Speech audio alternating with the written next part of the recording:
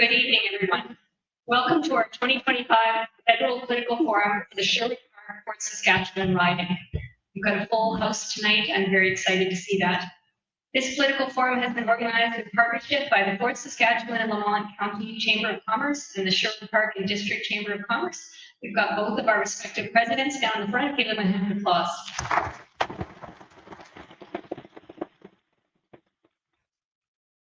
This forum is a cost recovery program by the chambers and has been paid for equally by each of the participating candidates.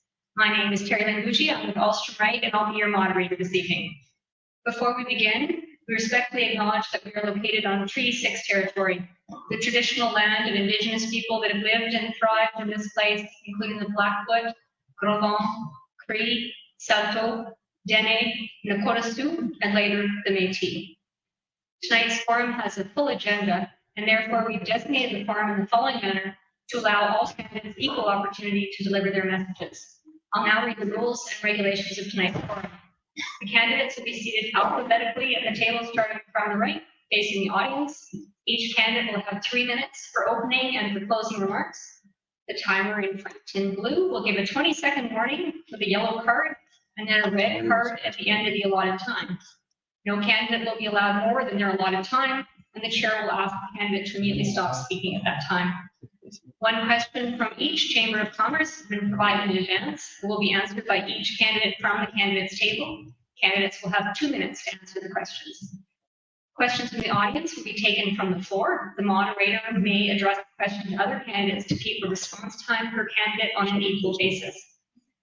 It's my job to screen questions and rule out of order any questions that are deemed inappropriate, offensive, or derogatory, or that would seem to attack the integrity of any candidate. I'm sure we'll all be respectful here tonight.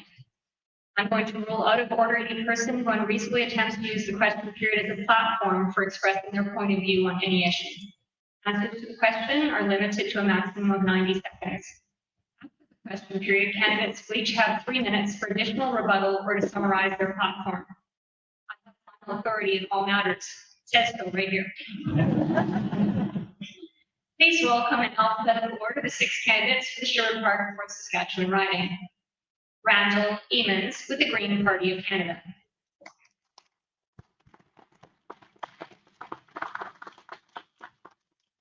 Garnett, Genuis for the Conservative Party of Canada.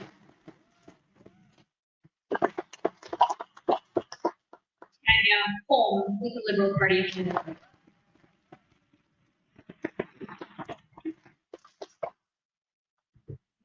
Horseman, Canadian Future Party. And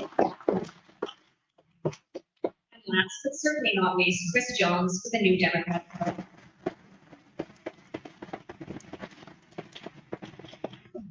Unfortunately, Jay Sobel of the People's Party of Canada was unable to attend tonight's political forum for matters that were out of his control. We thank him for working with us and trying his best to be here tonight. Candidates, I'll draw your attention to the timekeepers in front. Timekeepers will hold up a yellow card to signal a 20-second warning and a red card when your speaking time has concluded. Candidates, please respectfully finish speaking at that time. There's also a countdown timer in front of the stage for your reference of the time you have remaining. Candidates have drawn for their speaking order. Please welcome Randall Emmons for the Green Party of Canada.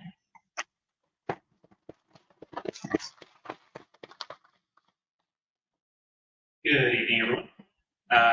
As you just heard, I'm Randall Emmons, Green Party of Canada.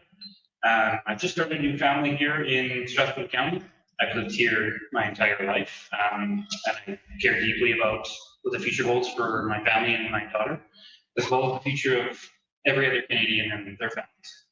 I believe the issues that matter most to me and many other Canadians are going largely addressed by most of the major political parties, so I've decided to run.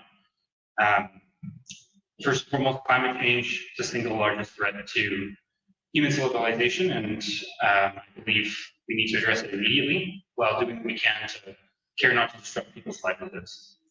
The healthcare and education spending that the federal and working with the provinces to provide good care is also one of the biggest issues I feel very strongly about. Privatization sectors of healthcare, lack of programs for prescription drugs and dental plans, both really serious issues. The housing crisis, the way we currently invest in and regulate housing needs to change.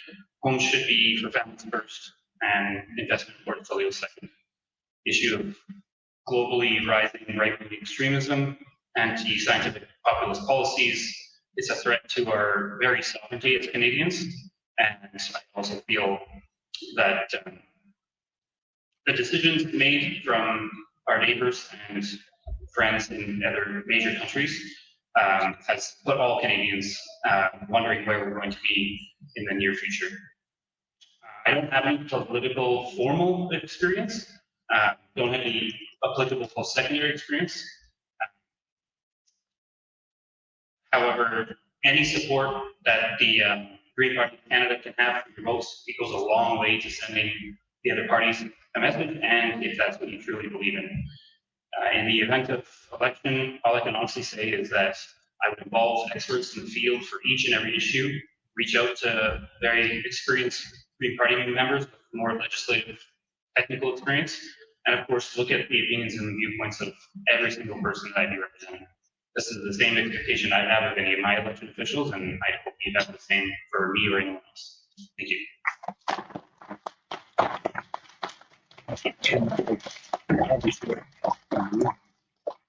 Garnett, Genuis with the Conservative Party of Canada, please.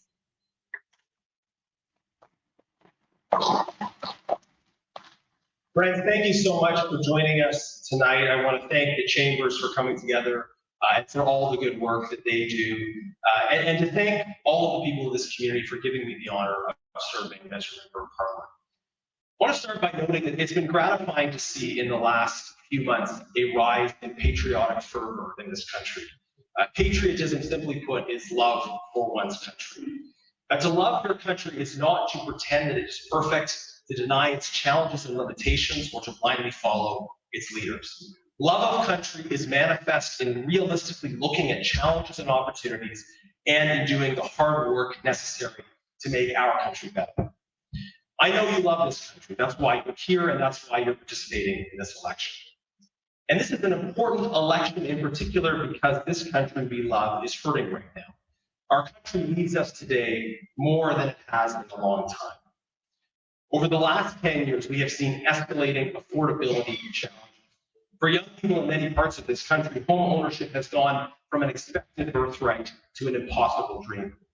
Food, housing, rent, and violent crime are all way up. And these increases can be traced back to specific policy choices made by the current government. Particularly in this community, we see that our country is hurting because of the failure to seize our potential as an energy and natural resource superpower. Under Conservative leadership, we negotiated free trade deals with Europe and its like-minded democracies in the Asia Pacific. As I said on this very stage in 2015, these new trade deals gave us trade access to countries representing most of the world's GDP. This could have been the ticket to end our excessive dependence on the Americans and to connect with new markets throughout the world. But the Liberal government that took office that year passed Bill C-48 and Bill C-69, which blocked critical energy infrastructure that we needed to seize those opportunities. And so we have remained dependent and vulnerable up to the present day. We see the economic threats, the security threats, the division, and the pain. I think, yes, we do see that the country we love is hurting right now. But I firmly believe that the best is yet to come for Canada. That we will never be the 51st state, that we will not be the generation that turns out our lights. We are more than a line on the map. We are a proud people with a proud history and a glorious future. But it is not enough just to assert that. We who love this country have work to do to build that future for our children and grandchildren, a future of peace, freedom, unity, and prosperity for the true North, strong and free.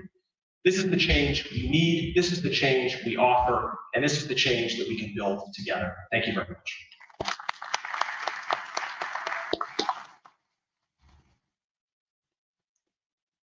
Chris Jones with the New Democratic Party.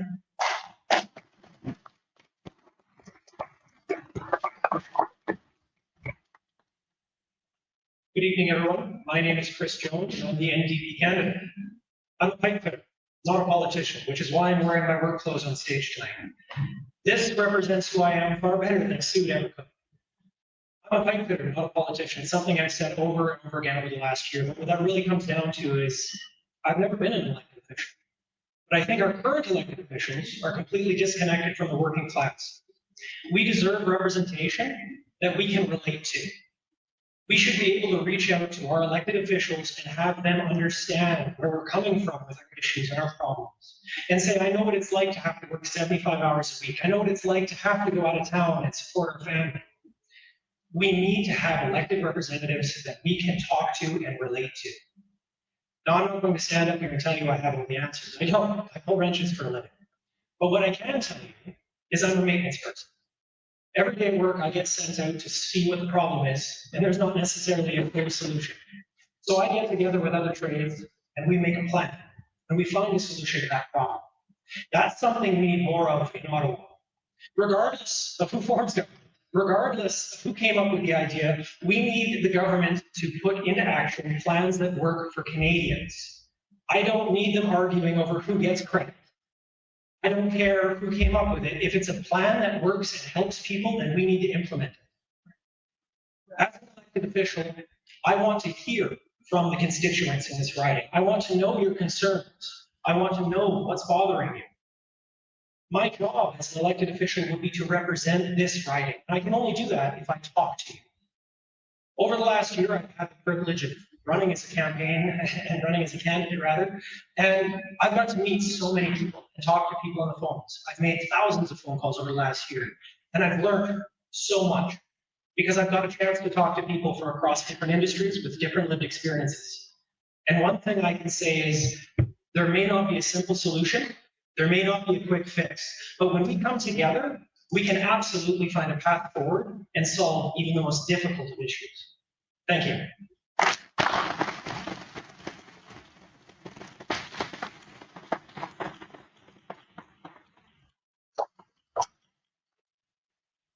And next we'll hear from Mark Horseman with the Canadian Future Party.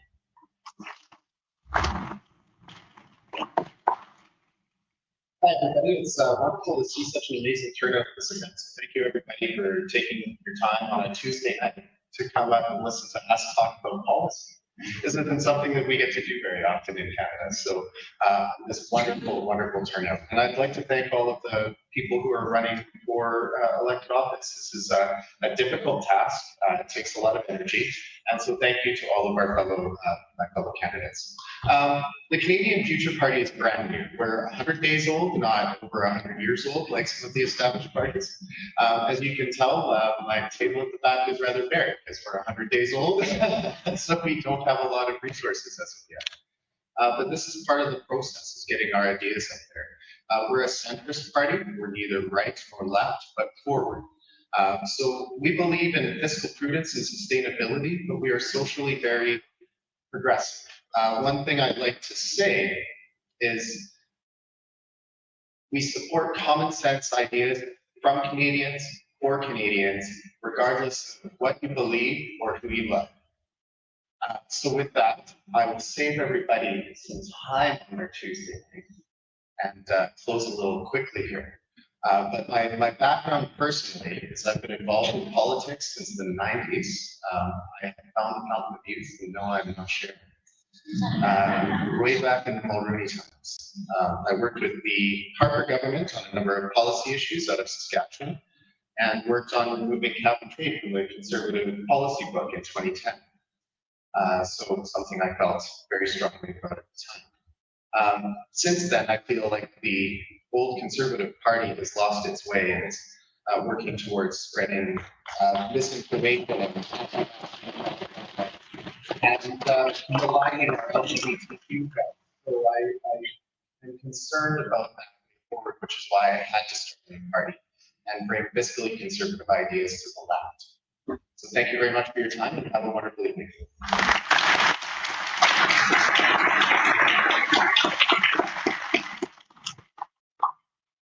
Next we'll hear from Tanya, Holm with the Liberal Party of Canada.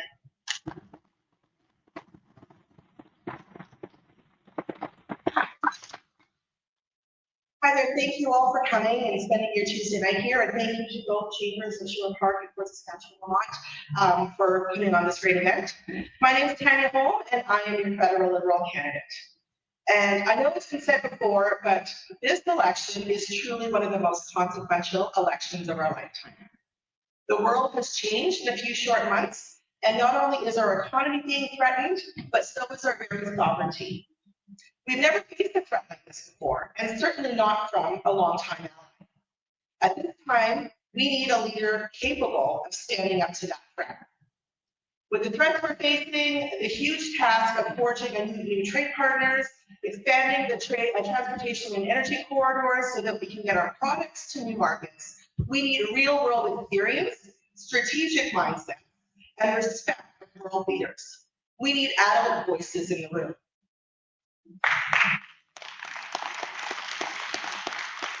We need a pragmatic leader, not an ideological one.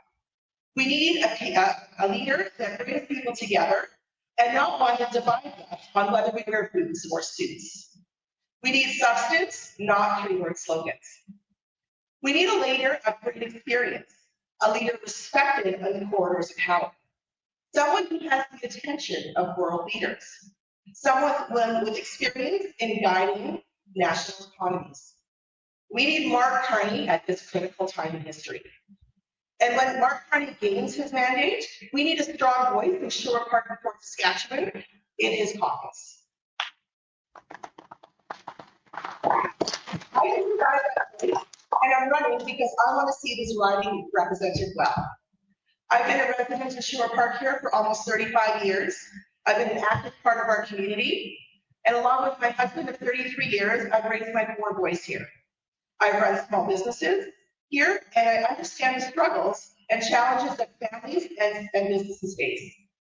I'm not a career politician who has never held a job outside of politics. I know what it's like to live on a line of credit for months so that I can pay our staff and our vendors.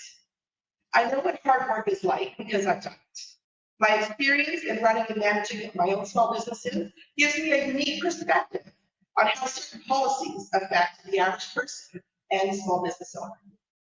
I will work just as hard for this riding and bring the voices and concerns of the people of Sherwood Park and Fort Saskatchewan to a Mark Carney government. Our needs and our interests are being heard and addressed. Thank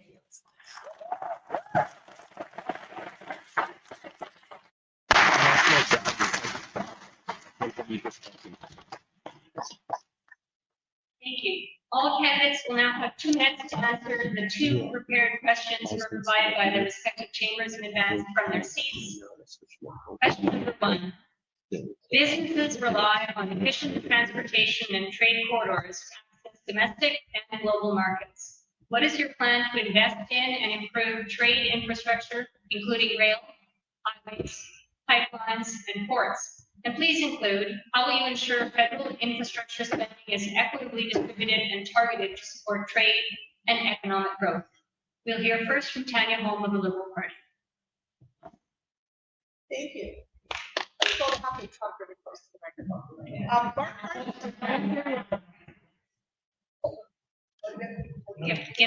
Give me one second here. Do we have a problem with Tanya's microphone?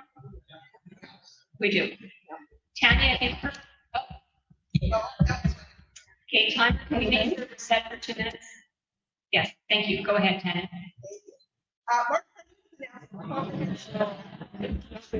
Okay. Mark Carney. Sorry, Tanya. I'm just going to get them to reset the timer so you get the advantage of the 2 minutes. Please. I apologize. Go ahead.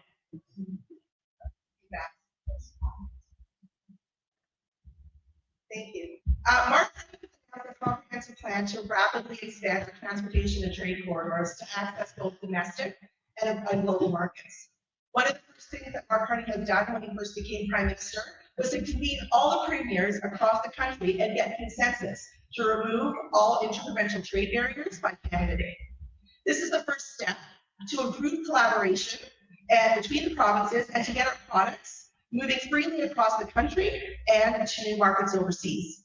We will cut the red tape with fast-track one-window permitting that will speed up the process for energy project approvals. The plan will get major projects built quickly in the energy and resource sectors, attract more investments to Canada, and create more jobs for Canadians. Investments in infrastructure like ports, railways, Airports and highways will ensure that we have the foundations for Canadian products to move across Canada and to new markets. The announcement of this National Trade and Energy Corridor is a huge infrastructure plan that repositions the country both economically and geopolitically. New transportation infrastructure, energy transmission routes, investments in the Arctic will help move our Canadian energy goods faster, reduce our dependence on US trade routes, and open new access to markets and reliable trade partners in Europe and Asia. And just on a note, when we were talking about Bill C-69, the Liberal government actually did get 2 pipelines built after C-69 came into effect. All it means is that we need to consult with our Indigenous communities and make sure the environmental assessments are done. Mark Carney has announced plans to get those approvals done within 6 months.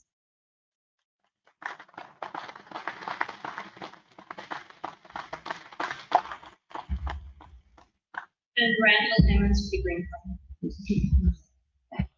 Yes, the Green Party of Canada has outlined several approaches to investing in and improving transportation and trade infrastructure. Regarding rail infrastructure, the Green Party prioritizes high-speed rail as a top transportation priority, aiming to create an integrated system linking Canadian major population centers and connecting them with trade routes. Mass commuter transportation is a great way as well to both foster economic growth and ensure that it has the smallest environmental impact. As far as freight is concerned, the Green Party will actively promote the use of rail for all heavy loads and extend the rail network to ensure that all urban locations are conveniently accessible. Rail is kilo for kilo the least carbon-intensive transportation network, and we fully plan to support it. Ports account for the bulk of global trade, and there are promising advancements in making large cargo ships more energy efficient, SMR reactors, and wind-assisted conventional heavy fuel oil engines. So that's another great opportunity for us to expand trade while minimizing environmental impact. For highways, the focus is less on the expansion for trade and more on prioritizing other modes of transport. We propose taxing all vehicle types to pay for damage and the wear and tear that they do to the roads and the environment. Cars and trucks, for example, primarily form the bulk, almost half of emissions from the transportation industry, of which it is already the second highest source of greenhouse gases after heat and energy production globally. Comparatively, rail and ocean shipping account for less than 2% of global emissions each due to their efficient nature. Our focus should be on developing green forms of final mile delivery and using rail and overland shipping for all of the most local levels. And in terms of pipelines, I think it's pretty clear the Green Party is in complete opposition to most major new fossil fuel infrastructures, including pipelines. We support the divestment of all federal funds from fossil fuel infrastructures, such as pipelines, and instead strongly advocate for investment in vibrant renewable energy economies. Thank you.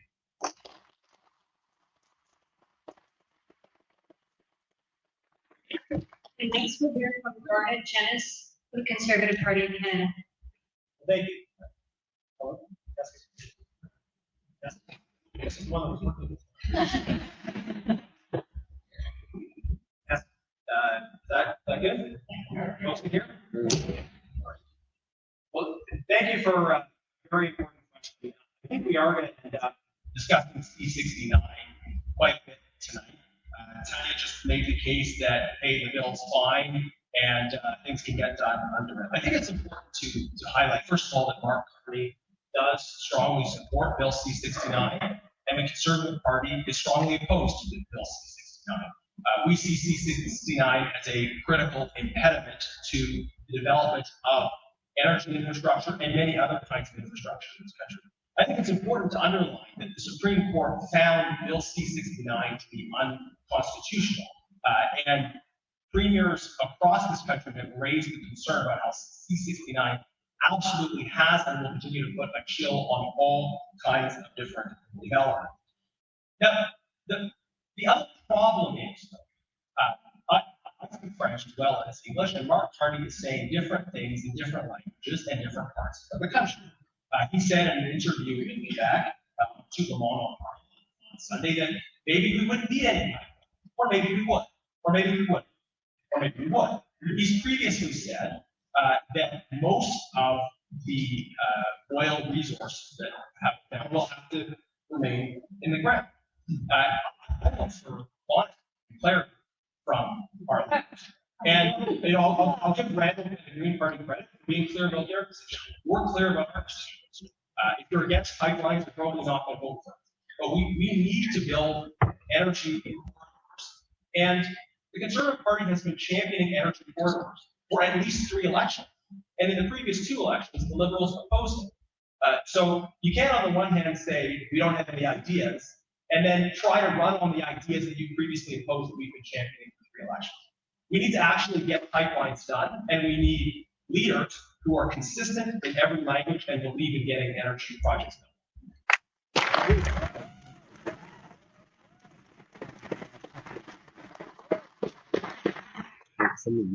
And next we'll hear from Chris Jones of the NDP.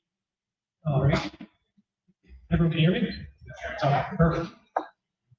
Small businesses are the economic backbone and job generators in communities across the country. We need to invest in small Canadian business with Canadian product. We need to ensure that our workers are employed and able to spend money in our communities. Small businesses were hit hard during the pandemic. Then they were hit hard by the supply chain disruption. Then they were hit hard again with the inflation crisis. And they're about to be hit hard by a trade war with our largest trading partner. We need to focus on keeping these communities going and keeping these small businesses working. We will never sell out Canada, and we will not sell out our workers. We absolutely need to foster strong trade agreements with other countries outside of the United States. We need to start focusing on creating infrastructure, take advantage of this opportunity that we've been given, where we can actually start generating east-west corridors and we start having more trade with other countries. We have to get Canadian products out to market. We need to do this by starting to reduce and remove trade barriers interprovincially. We need one strong, united Canadian economy. So when we are on the global stage, other countries see us and say, look how stable Canada is. Look how reliable trading partner they are.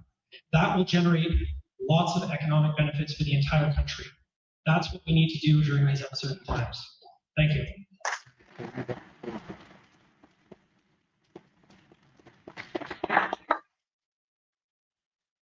And we'll hear from Mark Horseman of the Canadian Future. I feel like going last year is measurable because I get to say I agree with a lot of what the other candidates are saying, especially as it relates to the Canadian Future Party is much like the Conservative Party is in favor of getting rid of C-69. I think you're right. It's an absolute travesty of a bill that hamstrings the Alberta economy specifically, and it needs to be revamped or removed. And just as an example, there's no energy use pipeline largely because of Bill C-69. But that kind of tangents nicely into talking about interprovincial trade barriers, which everybody has talked about. Those need to go down as well. The Confederation and the federal government in our Confederation and Westminster system has some unique powers in which to work with the provinces very speedily on federal infrastructure that's in the best interest of the country. And it's in the best interest of the country to have an energy corridor that goes from coast to coast to coast. We need to go to the Pacific Ocean, the Atlantic Ocean, and now, because of climate change, where our Green Party friends agree, is now an open trade port. So these are critical things that we need to do to improve the economic forecast of our entire nation. And Chris is right as well. Small business plays a key factor in everybody's work life. We have so many small business owners and successful small businesses here in Sherwood Park specifically and Fort Saskatchewan, that we'd be remiss not to do what we can to support businesses that are going to be harmed by the tariffs and the trade war coming from our neighbors to the south. So these are challenges that we must address, and we must address them quickly, and we must address them decisively. Thank you.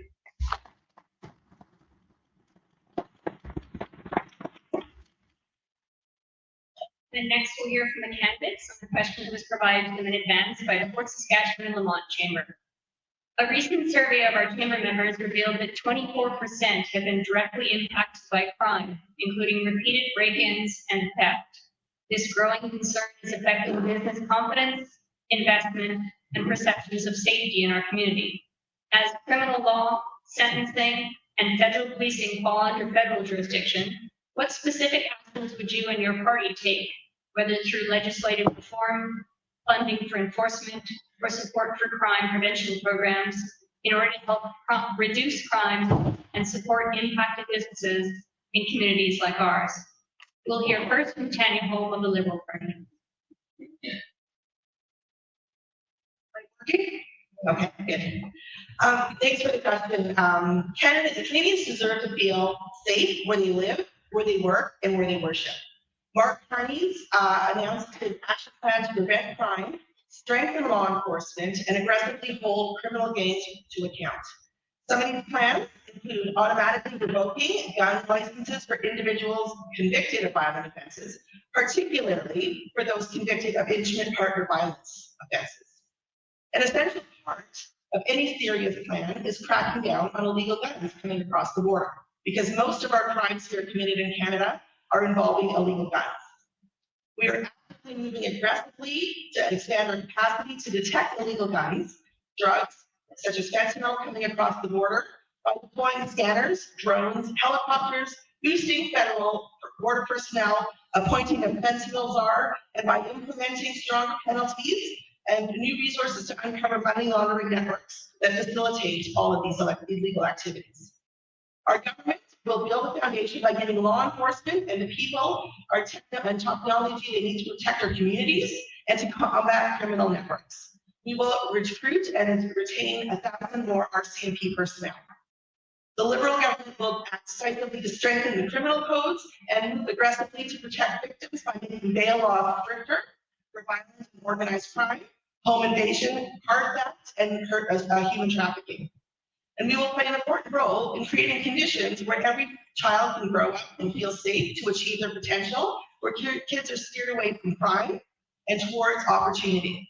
This means investing in safer neighborhoods, connecting young people directly to opportunities like the Canada Summer Jobs Program or the Canada Service Corps, which allows young people to make an impact in their communities.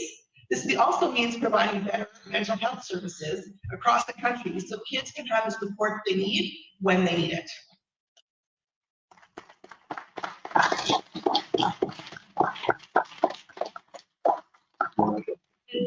Chris Jones with the NDP. There it is. We would support community-based crime prevention programs and launch a national crime prevention strategy. We would also make sure that there is adequate funding for our law enforcement to ensure that they have the staff and the resources necessary to perform their duties.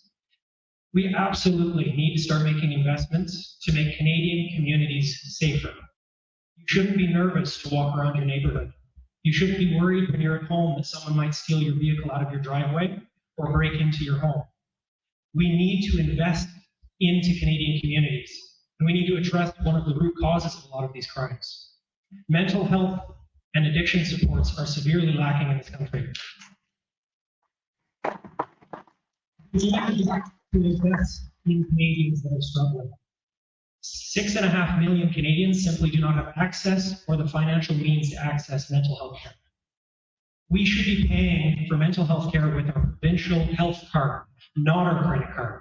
We should have truthful universal health care that provides support to Canadians that are struggling. Once we provide support to those that need it most, we will see a reduction in crime. We will see people getting the help they need. An added benefit of that is law enforcement can then use those resources more effectively and efficiently where they think it's most needed. Thank you.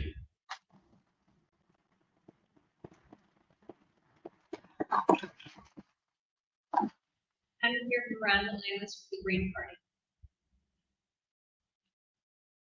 There are several things that the Green Party is committed to that should matter to local businesses and local residents. Beyond traditional law enforcement, the Green Party has always strongly emphasized crime prevention through social and economic well-being.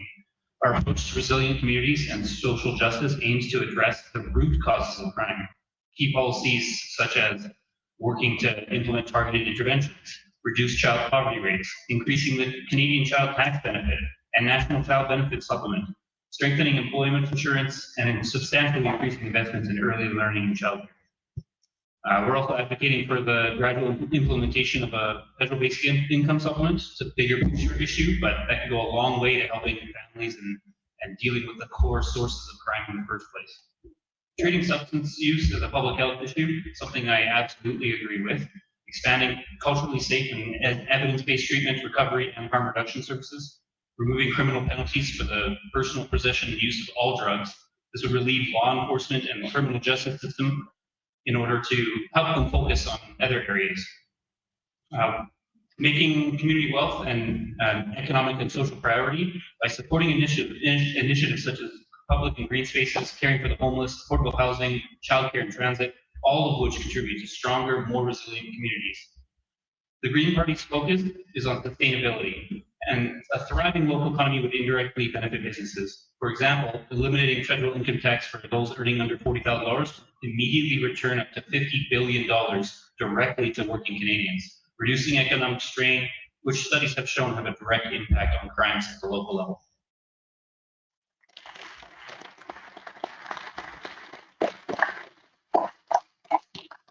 Garnett, I think your microphone is not great. Perhaps you can use Tanya's. Right, and I guess I've given it away. We'll hear next from Garnett, the conservative in front of you. Well, thank you. Those are quite sobering statistics in the question. And the first step to solving a problem is recognizing that we have one. I don't think this is a question that likely would have come up 10 years ago when I was first running. At the time, crime, especially violent crime, rates were steadily dropping. And there has been a clear, evident reverse in that trend in the data since the Liberals took power. And a big reason for this is specific changes to bail laws that were made by the current government. They passed Bill C-5, which allowed some of the worst offenders to serve their sentences at home, and Bill C-75 to let experienced criminals go free within hours of their arrest. Now, I believe that our approach to criminal justice has to be nuanced, has to leave room for second chances, but we also have to protect society by keeping those repeat violent career criminals behind bars. In reality, Canada has a relatively small number of criminals, but they are highly productive. We have people committing offenses over and over and over again and continually getting bail and release. So in order to address this problem, we propose that those who commit 3 serious offenses be designated as dangerous offenders. Designated dangerous offenders cannot be released until they demonstrate a record of good behavior and rehabilitation. This still allows for second chances even in this scenario, but it requires an offender to earn their release. It requires a repeat violent offender to demonstrate that they have reformed themselves before they are released into the public. And I think that is common sense. If I have time to speak, I also want to say something specifically about our police officers, because in my time as a member of Parliament, we have seen movements that have tried to demonize, delegitimize, and disarm our police. And I think we need leaders who are prepared to clearly speak against these movements. While no profession is perfect, society cannot function without proper esteem for our law enforcement. So to any of you from that noble profession, I want to thank you for your noble and sacrificial service, and we as leaders need to stand behind you. And we'll hear from Mark Horseman, the Canadian Future Party. Thank you. There's a lot in this question, as Mark was saying, and everybody else on the series was saying. One thing that Garnett raised that I want to discuss and bring to this debate, though, is the concept of 3 strikes, you're out. And we've seen this in action, and in my previous, when I was a young person, I thought it was wise, but I grew older. And the 3rd strike, a violent offender is typically in it to win it. And they become more dangerous in that 3rd strike than they've ever been before. So while I agree with the sentiment of what the Conservative Party is selling there, I think that some caution and care needs to be taken in implementing that. I do appreciate the call out that we need to better support our judicial system and make sure that they have the necessary means to actually try crimes on a speedy basis and make sure that we get rulings right and they have the resources to do so. And we also need to make sure that our law enforcement has the resources to do it. And I appreciate everybody's comments on that. And nobody in Canada believes in defund the police. I don't know why we're talking about that, but there it is. Those are some main tenets to dealing with crime. Back in 2010, I actually had the pleasure of debating Mr. Poilievre on this exact question. And I was raising the point at the time that we do need to deal with the root causes of crime. And Mr. Poilievre was insistent that dealing with poverty and mental health and addictions stigmatized those things with criminals, and we didn't need to do that. And I suspect that Mr. Poilievre has learned his lack of wisdom from 15 years ago when we had that discussion. I suspect he's changed his tune now. I think Garnett has done the same.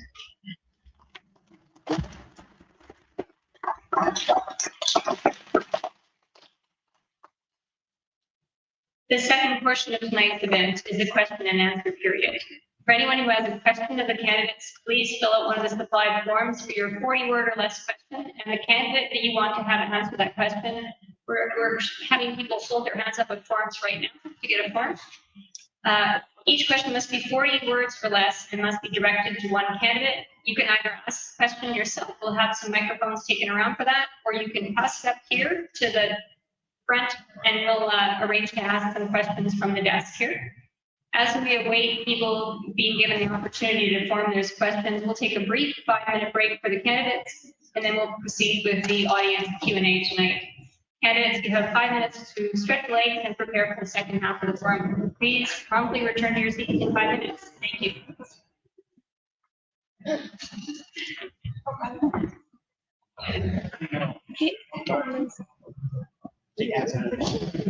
Yeah, I think it's. They usually don't do eye contact, but you're fine. Yeah.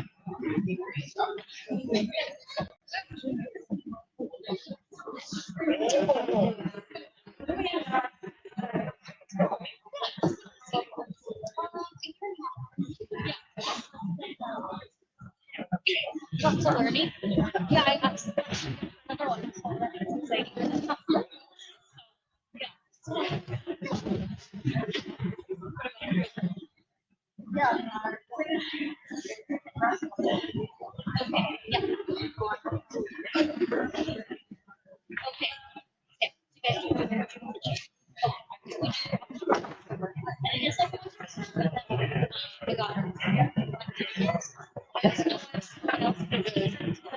take over.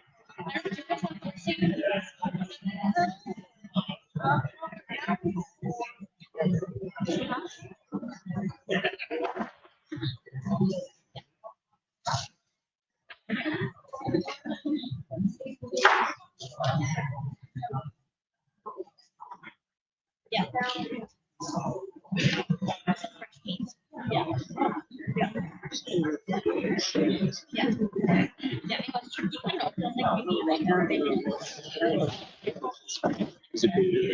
Do you think if I go?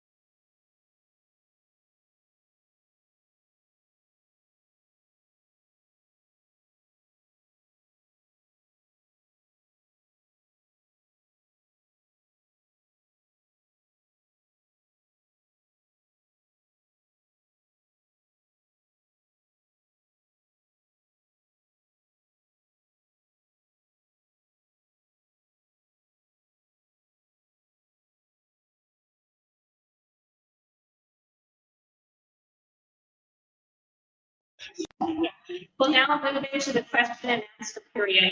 The candidates will have 90 seconds to respond to these questions that will again be monitored by our timekeepers in front. Candidates will remain in their seats. Candidates, please make note of the yellow and the red cards that our timekeepers will have to indicate 20 seconds to remain and your speaking time being finished respectively. As the moderator, I may ask other candidates to answer the same given question as well to help balance the candidate's speaking time. I just want to say we have a lot of really fantastic questions here tonight, and we'll do our best to get to everybody's question. If I don't get to your question, it's not that it's not a great question. I apologize in advance. I'm going to ask this first one to each of the candidates, not only because I suppose that's a good way to warm up, but because I think it's the elephant in the room for some people. So we'll start on the far end and work this way. The question is from Jen. What would you say to a member of your party who is promoting a separatist or 51st state sentiment? Okay, the 51st state is a fallacy. They don't want us to be the 51st state. They want us to be just like Puerto Rico. They want our resources. They want our minerals. They want our potash. They want our water. They do not want us to have a say. They do not want Canadian values. They don't believe in what we believe in. We are our own country, and I'm proud to be Canadian. So if anyone in my party thinks that we're going to separate, I'm going to say right now, no, we're not. Canada, strong, true, and free. Okay? We are not going to become American. Ever. Elbows up.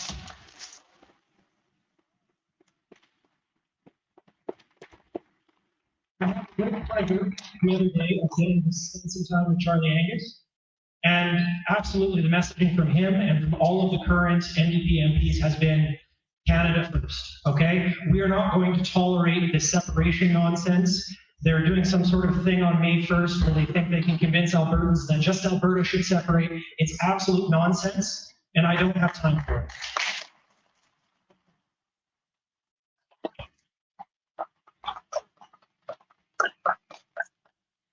And Ms. Horseman. I suspect and hope that we're going to get a lot of agreement on this question. If I was a lazy man, I would just say ditto, Chris. However, there are a couple of things I want to raise here. And Dominic Hardy, the party leader of the Canadian Future Party, has been quite clear on this. You say that, you're right.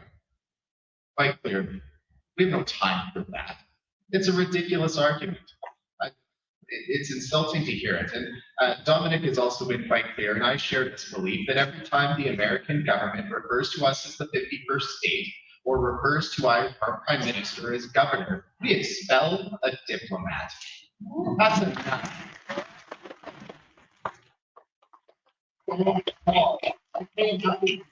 Furthermore, we trade with democratic countries. It's a shame our neighbors to the south are no longer one.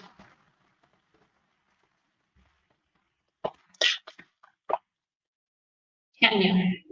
I would have to agree with my neighbors over here. And Mark Carney has unequivocally said that we will not be the 51st state. As a matter of fact, he did not reach out to Donald Trump first. Donald Trump reached out to Mark Carney. And with some very strategic moves economically, with treasury bonds, he got Donald Trump to blink. We need a leader that can stand up to the threats to our sovereignty and our economy. We are not for sale. We will never be the 51st state. And we need a leader that can fight the threats to our economy and our sovereignty and face the challenges that Donald Trump is putting on our country.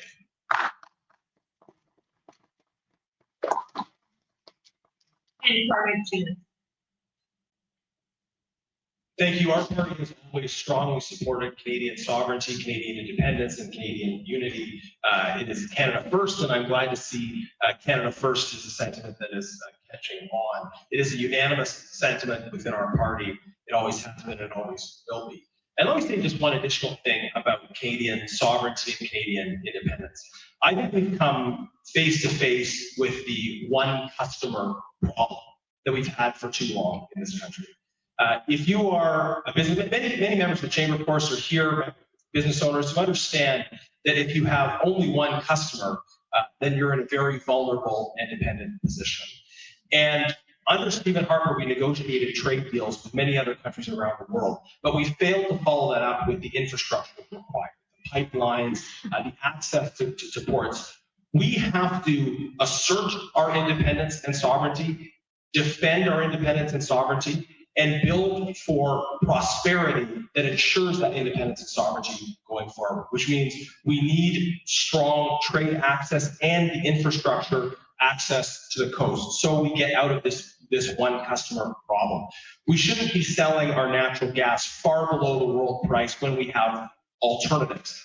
And these are the steps we need to take, not only to assert Canadian independence and sovereignty, but to strengthen our country in the face of these economic threats.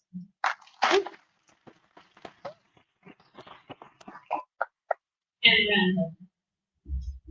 Yeah, and I can definitely agree with the assessment that Canada will never be the 51st state. I think it's equally offensive and ridiculous to entertain any kind of even thought that the Americans can just decide what the future of Canada is going to be. I think it's a bit of a low-hanging fruit for me to just spout the slogans and the catchphrases. I will say I like that. I really appreciate the unity that has brought Canada. Being able to say never 51st state is great, and it gets people together and it gives them an emotional impact to be part of the solution to figuring out what we're going to do with the threats to our sovereignty. But I think at the end of the day, we need to address far more serious, not as easy to maybe discuss and identify problems.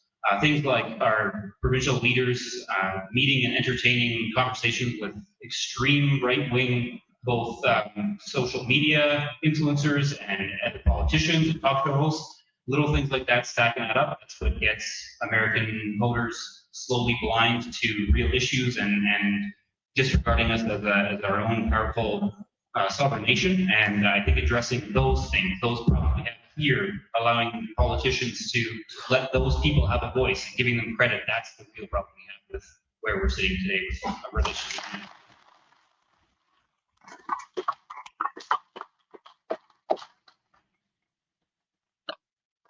We'll do one more from the desk and then we'll go to the floor. However, and I'm also going to ask this of all of the candidates. I'll do it this time in reverse order, starting with Randall. This question is from Audrey. She originally asked it of both the Liberal and the Conservative candidate. Trump gave us a wake-up call concerning our military. I recently attempted to assist a soldier broken down on Highway 16. Are you prepared to spend more money on our military defenders? Starting with Randall. Yes, the federal level Green Party Canada, we've never stated that we would reduce or extremely pull back on military funding. I think that part of the reason why it has lagged in the previous decade or so is we have enjoyed a long history of a very strong and good relationship with a superpower, with the United States. We've worked very well with North American defense, and we in the allies across the whole globe that we have in keeping all of North America safe, and maybe we have spent a lot of time laxing on military spending. So I'm not going to stand here and say that it's not a good idea, and I think even at the federal level, the Liberal Party themselves have fully supported we need to start expanding Canadian military forces and spending, at the very least, even just to support our current peacekeeping solutions and protect ourselves. I will hear next from Garnett. I very strongly believe that we need to substantially invest in strengthening and building up our military. Folks, if you go back 5 to 10 years, Canada wasn't meeting our 2% of GDP obligations under NATO, but neither were most other countries. Today, it's a very different world where most members of NATO have woken up to the reality of the significant threats that we face as free democracies. And Canada has fallen substantially behind those countries. We need to be meeting our obligations. We need to be recognizing that commitment and also the reality of the world as it is. I'm proud of the specific, substantial commitments that our party has made around Arctic sovereignty, around building a new military base in the north, around responding to the threats from the Russian and Chinese regimes in particular in the far north. This is something that the Americans have been asking us to do for a long time. I was in the House of Commons when Barack Obama spoke, and he highlighted the need for Canada to spend more on its military. But the reason to do it is not because the Americans asked us to, it's because it is necessary for any country that wants to defend its sovereignty and its independence to have a strong military. We've been falling further behind over the last 10 years, and we need to do better.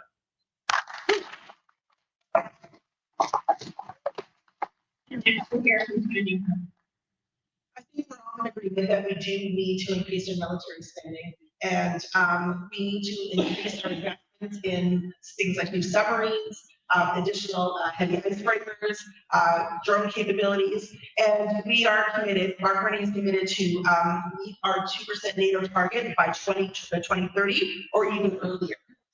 He's also announced that we're going to be spending more, paying our military more money, and integrating our Canadian Coast Guard into Canada's NATO defense capabilities so that we can better protect our coasts and reinforce our sovereignty.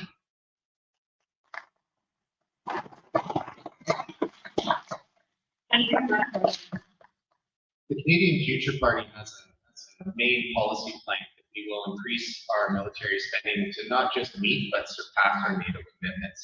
I do want to highlight that Conservatives and Liberals have failed on this for the last 30 years. The Harper government could replace Sea King helicopters and fighter jets, and Trudeau has left us in the mess that we're in now with our ailing military equipment. This needs to stop, and it's not just about, yeah, we need military, rah, rah, rah. That's not what this is about. We need to protect Canadian sovereignty, and we need to protect other democratic nations that we wish to do business with. There's a lot that we can do better on this file, and please check out our policy because we believe in Canada becoming a northern democratic superpower.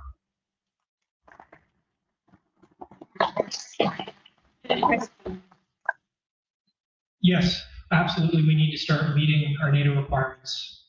We absolutely need to start putting deep water ports up north and investing in our military. But a piece that hasn't really been talked about, we need to invest in our veterans, and we need to invest in those people that are serving. My younger brother served in armed forces, and once he got out, it was like he never existed. We need to take care of the people that go out there and fight for our freedom. When they are helping fight for peace around the world, whether it be in Ukraine or in Gaza, wherever Canadians are, we need to remember that we have to support our armed forces. So yes, we have to invest in more bases and invest in more technology and more submarines and all of that. But we need to remember to invest in the people, because all of that equipment is nothing without the people operating.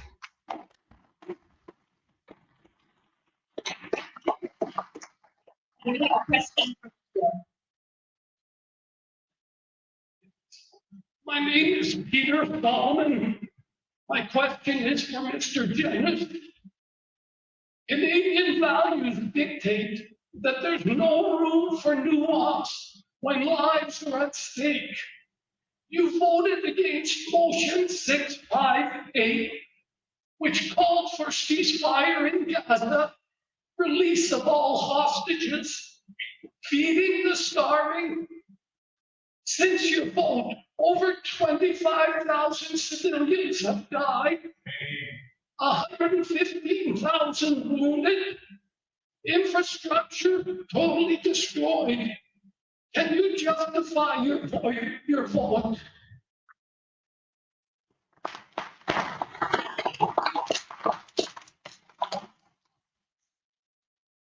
Yes, I'm happy to justify my vote. I see it a little bit differently than you did in your preamble. I will just say briefly that we saw a gross abuse of process in the House of Commons on that motion, because we spent the whole day debating one motion. and then the NDP and the Liberals agreed to a backroom deal to make substantial changes to the content of that motion. That amendment should have been ruled out of order. It was made at the very last minute, and there was no debate on the substantially amended motion. I think that's an important point to underline because it was a grotesque abuse of the parliamentary process by the NDP Liberal coalition. Look, on the substance, our position when it comes to Israel and Gaza is that we support a two-state solution. Hamas, the terrorist group that has been terrorizing the Palestinian people ever since they took over Gaza, Hamas needs to be defeated. The hostages need to be released, and the Palestinians need the opportunity for democratic, free self-determination. But that is not going to happen if Hamas is able to continue to terrorize not only Israel, but also the Palestinian people. We are of the firm conviction that this designated, recognized terrorist organization, Hamas, must be defeated and disarmed so that Israel and Palestine can have the democratic, pluralistic, free future that they deserve.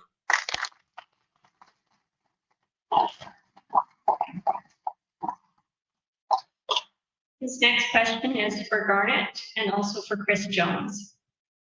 It's been asked by two people in a related fashion, the first of which is Lisa Maddox, and the second is Nancy. 15 years ago, Stephen Harper stated he and other conservatives would not open the abortion debate.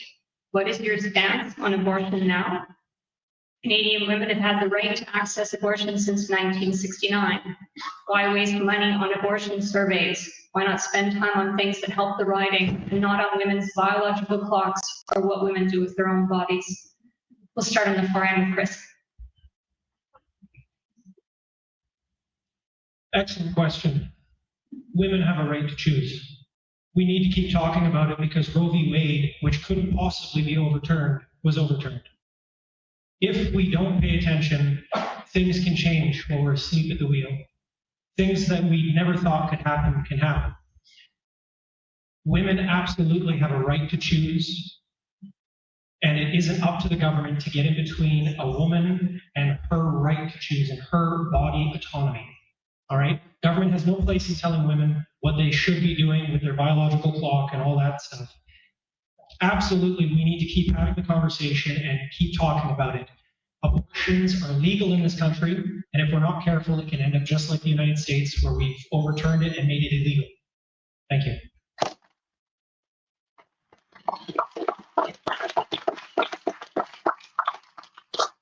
And next we'll hear from Garnett Genuis. Well, thank you. And can I just maybe briefly address the implication of the preamble before I respond to the substance of the question? It was maybe 6 years ago now that I put out a survey to the riding on a number of very controversial questions that had been discussed. One of them was actually Alberta separatism, because I wanted to get a pulse of what people thought. And I think the asking of those questions about controversial issues proved to be controversial as well. But look, I don't think it is unreasonable to ask people their opinions on issues that have come up for discussion. And we have done this repeatedly on a broad range of issues that have been before Parliament, could be before Parliament, are being discussed. So I think it is part of the role, in terms of the conducting of surveys, it is part of the role of a member of Parliament to ask people what their opinion is. Now, as it relates to the Conservative Party position on this, we have a member-driven policy process, which is very clear and specific about our approach.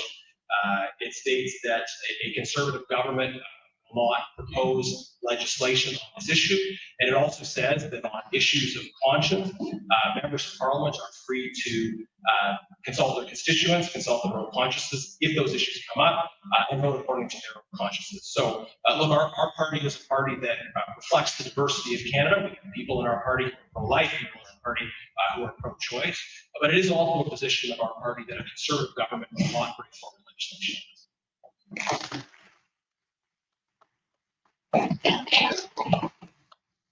And I have a request from Mark Horseman and from Tanya Holm to get a chance to answer that question. Go ahead, Mr. Horseman. Very quickly here, as the Conservative Party of Canada moves further and further to the right, I'm fearful of the sentiment that I've heard on social media platforms and influencers who have said the vile statement, your body, my choice. That type of thing needs to be snuffed out, and we cannot afford to have a social conservative member of parliament parroting those ideas, whether it's a matter of conscience or not.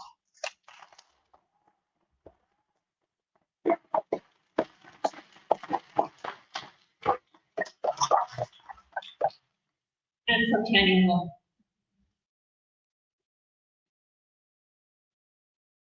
Well, being the only woman on this panel, I appreciate the opportunity. Most of the Genuis here has consistently voted against women's rights. Opinion being asked to constituents about private medical decisions between a woman and her doctor. Women and their doctors alone should make. And I don't appreciate this being discussed in government. I don't appreciate this being discussed in opinion surveys because it is nobody else's business. Now, Chair Tanya said that he is not going to open this issue, but his members are free to open this issue and vote accordingly. And like my neighbor here said, there is way more shift to the far right in social aspects with members of the Conservative Party, and we have to shut down any discussion about what is private matters between women and their doctors.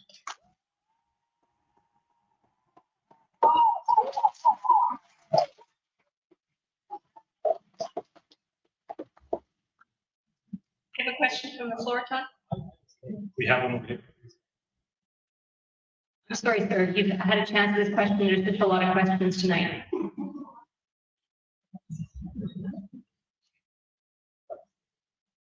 Yes, my name is Paula, and this question is for both Garnett and for Tanya.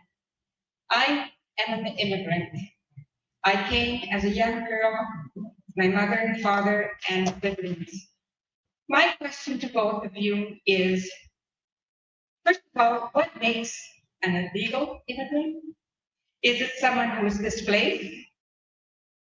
And what would you do with an illegal immigrant?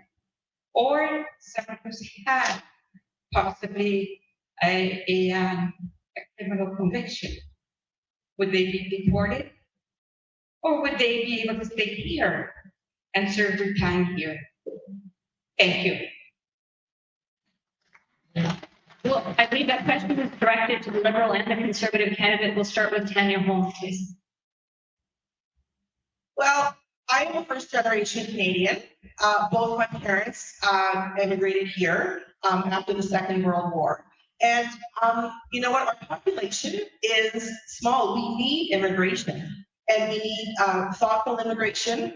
And we need other people to come to our countries that want to work and thrive in our communities. So we are, for responsible immigration. We think that, I personally think that if there are crimes committed, that this should be going through proper legal channels and make sure that charter rights are being looked at. And yeah, we need immigrants here in this country. We need to grow our country. We need to be able to support our aging population. So we need more workers here.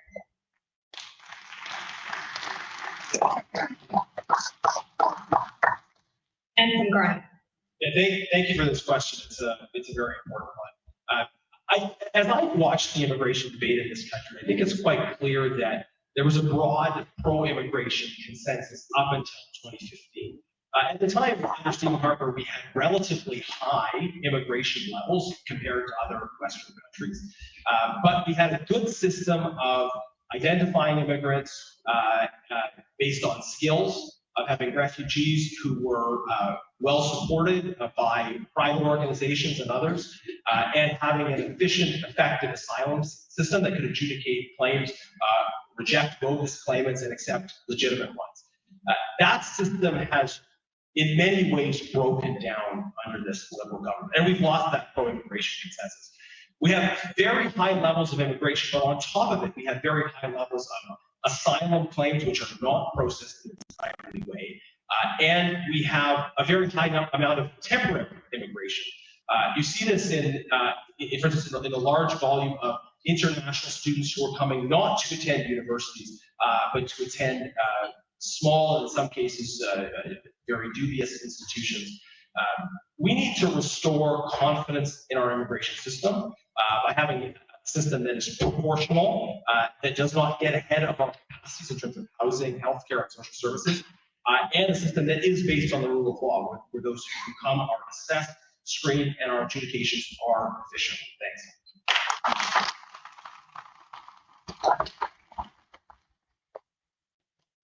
This question is for Garnett, and I'll also ask it of Randall Emmons. This has to do with support for nonprofits. This question is from PC. It says, our community has a lot of nonprofits that support vulnerable populations, for example, domestic violence, food security. What is your party's position on supporting capital and ongoing support for nonprofits? We'll start with the Green Party, please. When it comes to crime, healthcare, or any other area heavily affected by those who are most in need and generally can only get their services from nonprofit organizations right now due to a serious lack of funding for major social services, the Green Party would totally be absolutely there in both local communities and on a federal level for providing funding for a wide variety of those services, whether it's women's shelters, addiction centers, family counseling. These things are also things that reduce a lot of strain on, as the original question from the council outlined, a lot of strain on local authorities that are already also facing a lot of funding and personnel issues. If you can address those problems people desperately need support at their local community level, then there'll be much more better approach to deal with other things that are more pertinent to those organizations' responsibilities.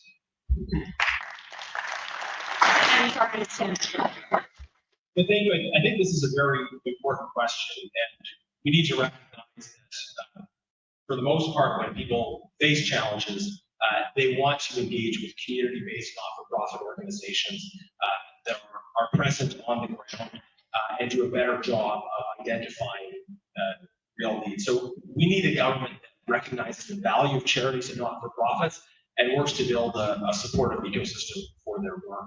I think this is a good time to highlight that we are seeing right now an attack on charitable status that has come through a recommendation in the last round of budget consultations. There was a report that came from the NDP Liberal-dominated Finance Committee that recommended stripping charitable status, in effect, from all houses of worship. So that would be churches, mosques, boudoirs, temples, synagogues, etc. This is recommendation 430 in the Finance Committee's latest report, so folks can look that up. This was a recommendation put forward by that committee, and I think it's something to keep an eye on, because I believe charitable status determinations should be neutral. That faith as well as non-faith organizations should be able to access not-for-profit status. And the government should not be picking and choosing which organizations get charitable status based on some ideological determinations. And we need to defend not-for-profits and defend the politically neutral and faith-neutral determination of charitable status.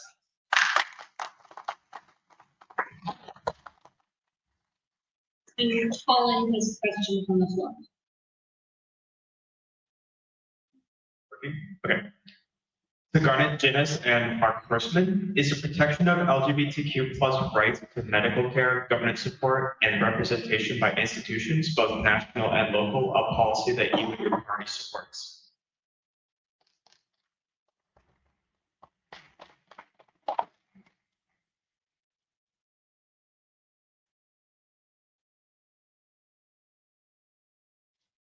Sorry.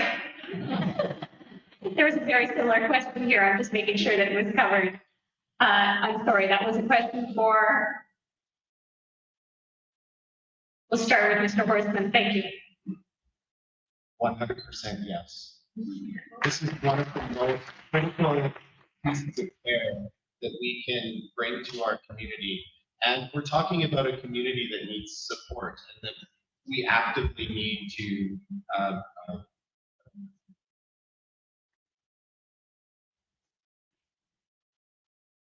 I'm going to double word here.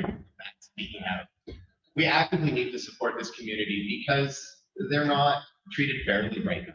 There's a lot of hate out there that's promoted by right-wing ideologues that it's somehow woke or whatever the heck that means to support LGBTQ folks. There's this myth that we're somehow issuing puberty blockers to preteens. Calm down. Understand the science. This is about saving kids' lives who have gender dysphoria, and we need to stop the ridiculousness of not supporting proper health care. This is proper health care.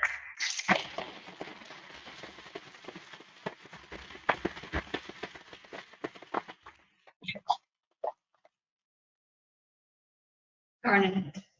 Yeah, I would just say simply that I think all people should have equal access to healthcare, regardless of sexual orientation or any other criteria.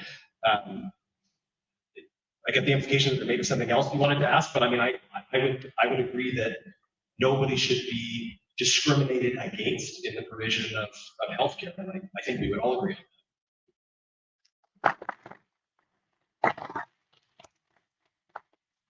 And we'll also hear from Tanya Holm on the same question. So this is a topic that actually got me to run back in 2021. Most of the bills that Garnett has voted for or against were against everything I believe in, and he voted against Bill C6, which was banning conversion therapy. Now, I have family members in the LGBTQ community, and you know what? The struggles they're facing are real. You know, threats to their lives, their mental health, and Mark is right. You know what? Far-right groups are making their lives difficult. And you know what? Just the far-right propaganda from the U.S. is filtering up here, and it's making people emboldened to discriminate against certain organizations, certain communities.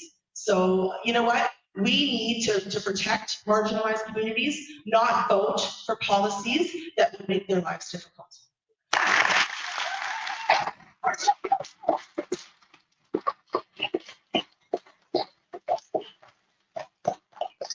This is a question from Tanya Holm and Chris Jones from Dennis Beaudry. The Liberal and the NDP government suggested in January to take away charitable status from charitable organizations associated with religious groups or pro-life groups. Are you in favor of this? We'll start with Chris Jones.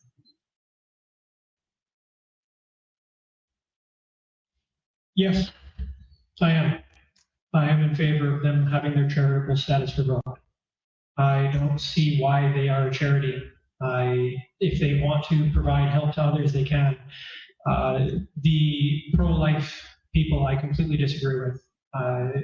We need to be able to have a choice.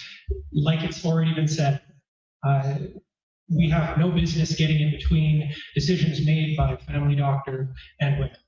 So yes, absolutely.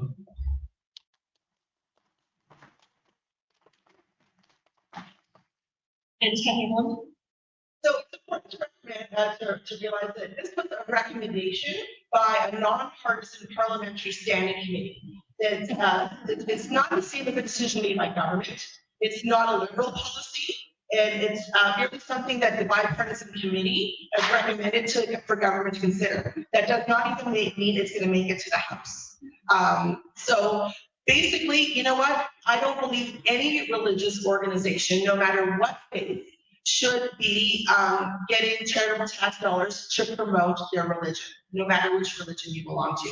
Charitable status should be given to organizations that actually help the people that it's meant to help.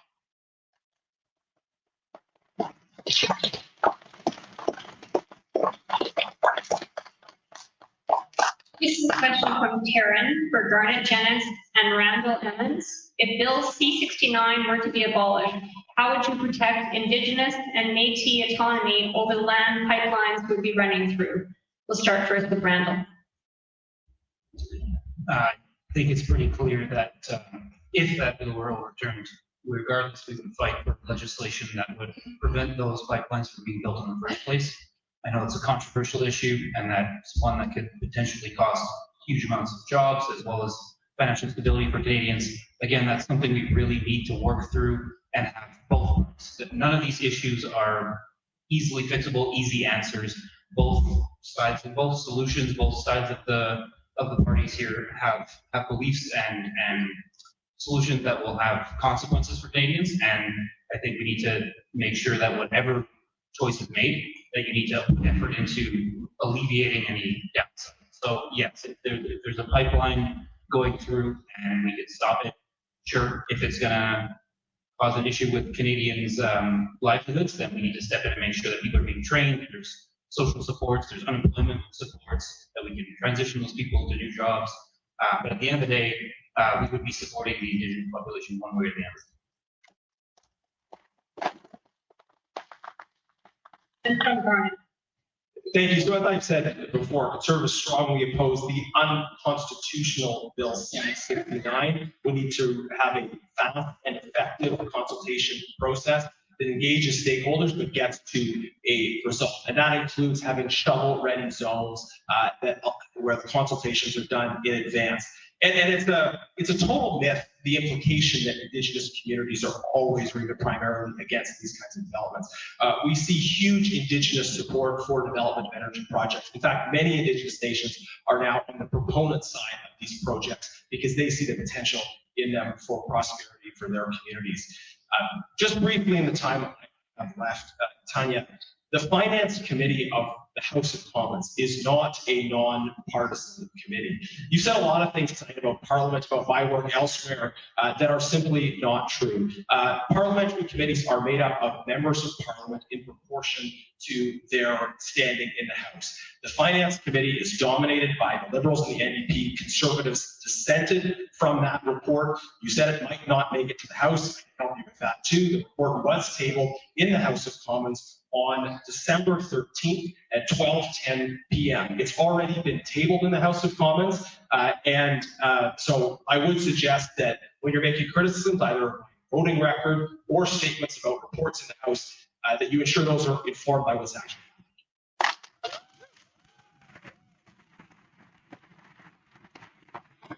Connie has a question.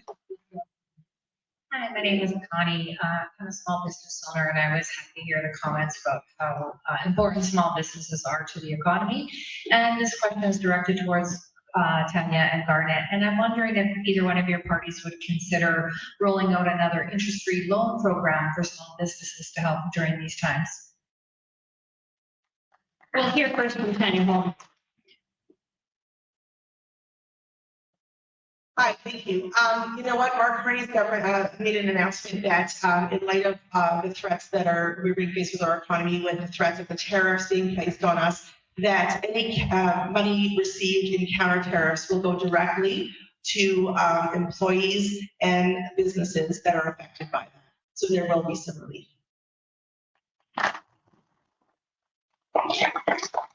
And from Garnett, Genuis, Conservative. Thank you for your question, Connie. I appreciate the suggestion. I'm not going to roll out new policy in the middle of a forum, but I'll certainly take note of your suggestion. I appreciate it. We have proposed in this election substantial tax relief, but also new investment incentives. One thing I haven't had a chance to talk about yet is that we've proposed zero capital gains tax on capital gains if those profits are reinvested in Canada. This is, I think, a great opportunity to unleash new investment in this country, to create opportunity to attract new capital in this country. And Tanya just said this is just for rich people. Our focus as Conservatives is on not facilitating the kind of tax haven policy that's been pursued by Mark Carney, trying to get investments made in Bermuda and the Cayman Islands. We want to see investments made in Canada, and the capital gains changes will encourage. And I know this is hurtful to the liberal folks, but we want to see investments made in Canada, not in Bermuda or the Cayman Islands, and that's why we've rolled out capital gains tax changes that will encourage investments that will help small businesses attract capital and grow. Thank you.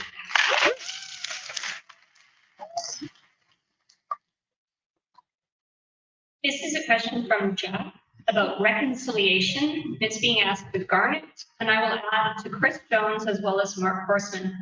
To date, very few of the Truth and Reconciliation Report recommendations have been fulfilled, and it seems to have fallen by the wayside.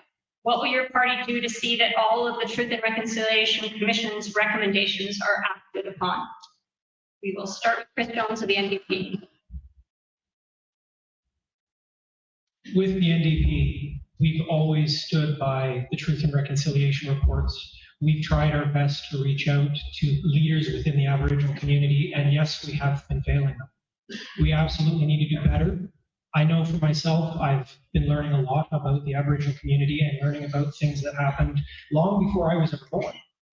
We need to try and make amends for things that we've done in the past so that we can move forward and make sure we don't ever commit atrocities like that again, and we don't misuse our ability as a country.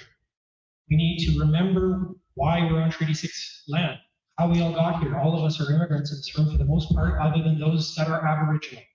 So yes, the NDP needs to do better and needs to start working on the agreement that we made on Truth and Reconciliation. Thank you. And Mark Horseman. This is quite a critical area in our society today. There's a lot we need to do better on implementing truth and reconciliation for our Indigenous communities.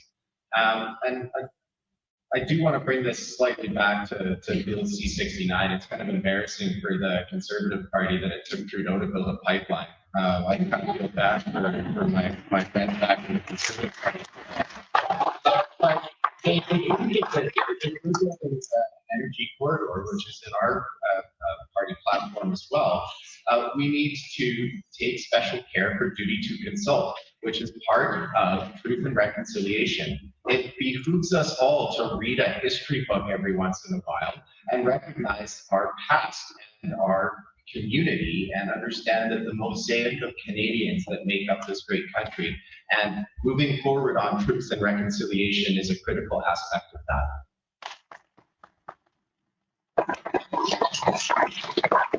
And from Garnett.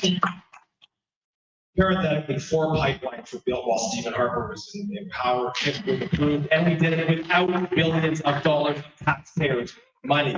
I think Canadians want us to build pipelines without buying them, not buy them without building them. That is a private sector-driven economic policy that will lead to success and prosperity without the kind of disastrous inflation and debt that we've seen over the last 10 years. But when it comes to reconciliation, I want to say, first of all, that I'm very pleased that we have been able to attract as candidates in this election for the Conservative Party a number of very well-known and prominent Indigenous chiefs, people like Billy Morin here in Edmonton and Ellis Ross in Northern BC. And these are people who have extensive experience in Indigenous leadership who will bring those voices and that experience into government.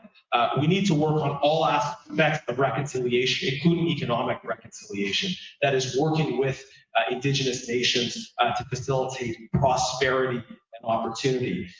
In the last couple of years, I've had the opportunity to work on something that's been quite egregious and an affront to reconciliation, I think, which has been the Liberals' Indigenous procurement scandal. And this has been instances of non-Indigenous people pretending to be Indigenous or pretending to run Indigenous-owned companies in order to access government contracts that were set aside for Indigenous businesses. And we had the involvement, for instance, of Randy Wasser's company in this. So we need to get to the bottom of government corruption like this and stand up for real reconciliation. And we have some questions from the floor. Go ahead, Tom.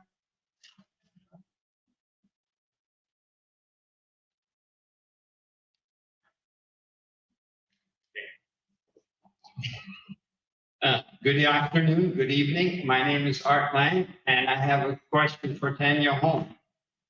Now that we are spending more on debt servicing than we are on healthcare in the federal expenditures, I would like to know by what year the Liberal Party plans to balance the budget.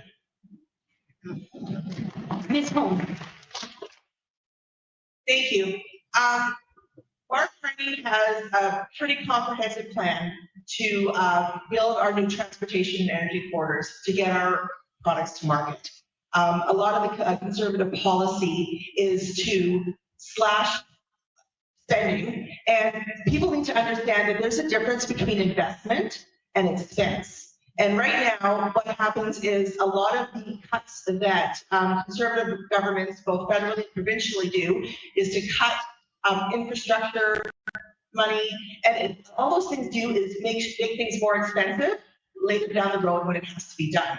We need to invest in these transportation and energy corridors so that we can get our products to new markets, and then that will grow our economy and be able to pay for these services.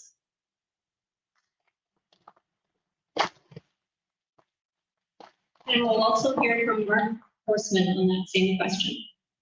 The Liberal government has an awful track record of spending. Have some respect for the taxpayers' dollar. My gosh, I have to work until June before I make money for myself. And under the Liberal government, the bureaucracy has ballooned to just astronomical levels. And we've created a bureaucratic system where there's duplication of services between all layers of government now. We need to streamline bureaucracy so that the federal government does federal things and the provincial government does federal things, or provincial things. I got excited. Okay. The federal government needs to stay out of areas of provincial jurisdiction. This happens way too much, and there's too much bureaucracy that supports it. And Justin Trudeau claiming that the budget will balance itself should be something that's mocked in history for all time.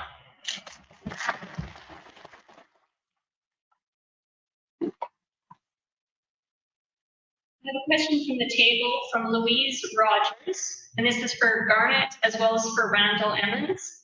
Do you support the advanced request for medical assistance in dying, known as MAID? We'll start with Garnett.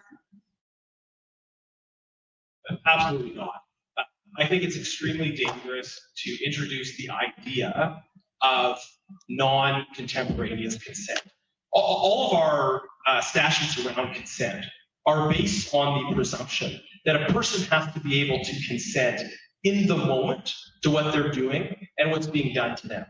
This is because my past self may not be a great predictor of what my future self would want. The idea of me saying that my future self can or wants or should have something or do something that I cannot consent to in the moment is a serious violation of autonomy. I think protecting autonomy means requiring that we maintain the principle of contemporaneous consent. And I'll just say that is my own position. And that's a position I've advocated and will continue to advocate. And our party has an approach of free votes when it comes to votes and debates around these issues. And Randall from the Green Party. Yeah, I find it interesting that the example used for current consent based on past consent is a bit of an odd way to argue for not expanding MAID services. By that logic, you could also argue that do not resuscitate orders are completely and totally invalid. I think that's a flawed line of reasoning. That being said, though, the current existing legislation for medically assisted dying practices, it's a very sensitive area, it's a very sensitive issue, it's very new. The current legislation does allow for certain circumstances with very clear consent to be carried out. And the expansion, while we don't formally support completely and totally the new expansion legislation that's been put forward, this is something, again, like in my opening statement, I think, it's sensitive, it's recent, we need to talk to the affected groups, we need to talk to people who are clear of mind, who have been denied care, are clear of mind, and in the future maybe are very strongly opinionated on what they want done.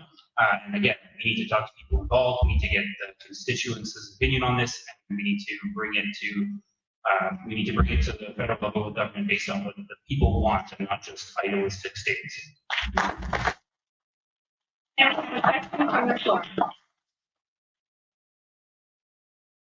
Hi, my name is Tracy. This question is for Garnett. I noticed tonight you haven't referred to your party leader by name once. Is it because his rallies and supporters, treatment of the press are following the right-wing Trump politics of the U.S.? I want a PM who makes us proud on the world stage. Do you stand with everything your party leader does? And we'll hear from Garnett.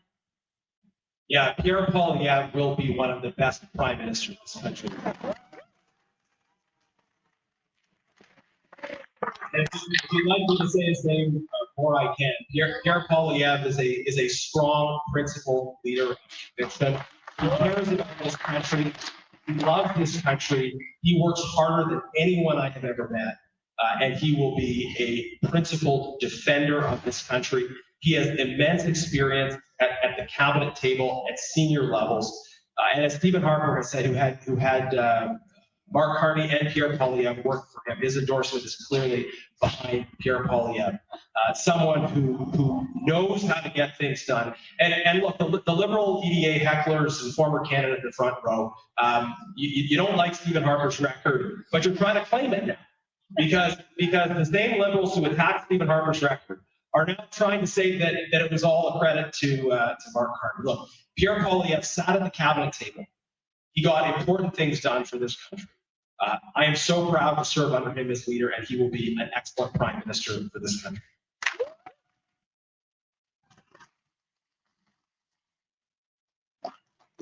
And we'll also hear from Mark Horseman on this question. I do want to highlight the importance of Tracy's question, and I love your shirt, by the way, so thank you for that. Neither party really has a track record to stand on here. One thing that concerns me is that how much Mr. Poilievre echoes American sentiment makes me worried that he'll Neville Chamberlain our way into 1930s Poland.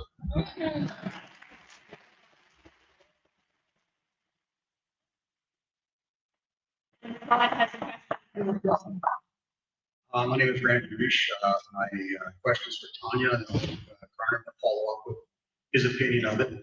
Mr. Carney has been very vocal about the American tariffs on Canada, as he should be, but has been very, very quiet on the ones that China has put on Canada, and has said nothing about Xi Jinping and what he's been doing to Canadians with his tariffs.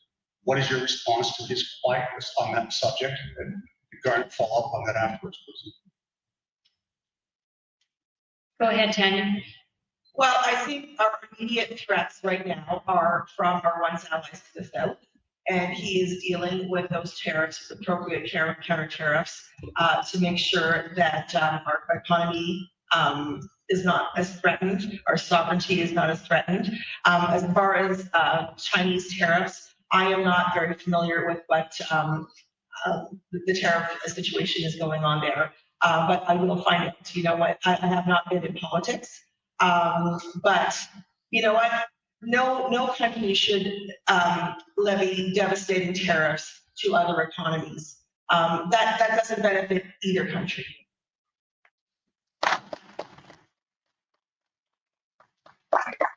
And I think we all understand the damage that's being done to Canadian farmers, for example, on the levies and the tariffs that are being put on Canada from China. So I'm going to use the chair's discretion. I'm going to ask each of the candidates the question about how they could deal with the tariffs being levied by China that are affecting Canadian farmers. But I will give Garnett the opportunity since it was directed to you, sir.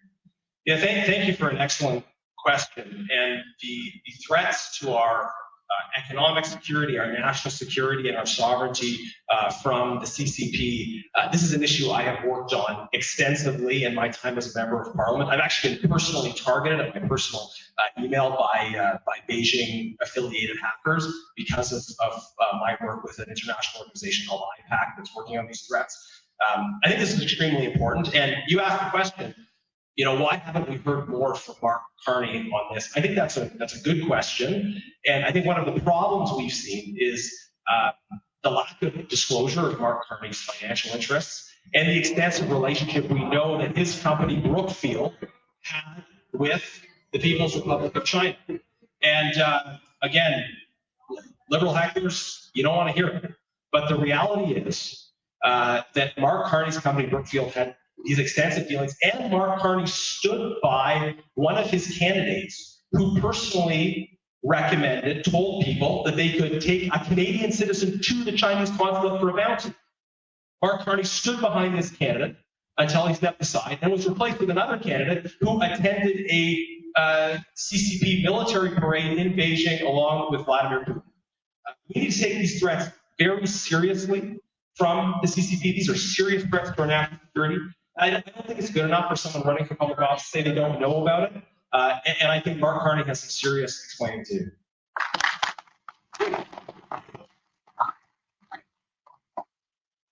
Next, we'll hear from Chris Jones with the NDP on the same issue. So I think I can speak for a lot of folks here. We didn't really hear about tariffs until Donald Trump said tariff war on, tariff war off, tariffs 20%, tariffs paused, tariffs on again. I think we handle the tariffs from China the way that we've always handled tariffs. It's something that really doesn't need to be national news and affecting the stock market day to day. It's something that needs careful consideration and talking to the folks that are impacted to ensure that they are able to get through this and they are not losing their jobs. But right now, the big focus on the tariffs is all because the United States has made it so we don't know what's going to happen tomorrow. When they're announcing tariffs on social media via tweet, it's very hard for us to have any sort of policy in regards to that. And that doesn't seem to be the way the Chinese tariffs have been going. So I think if we carry on with the way tariffs normally get handled, that hopefully we can find a solution that works. Thank you.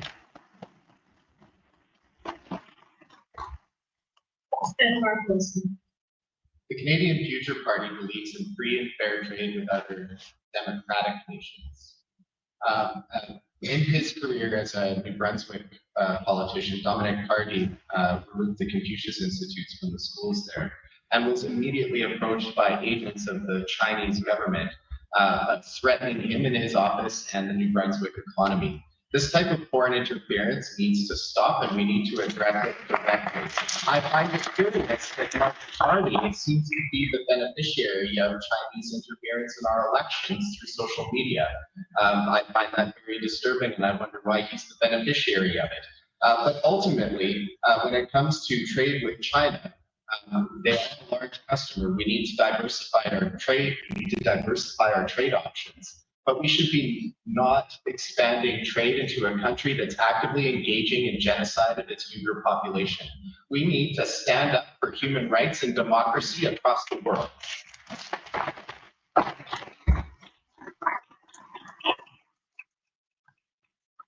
And we'll hear from Randall Emmons with the Green Party on that same question. Yeah, I can absolutely agree that global trade is of utmost importance to keep Canada's economy afloat, but it's very obvious that we should be very careful with who we're doing that with and how we conduct that business.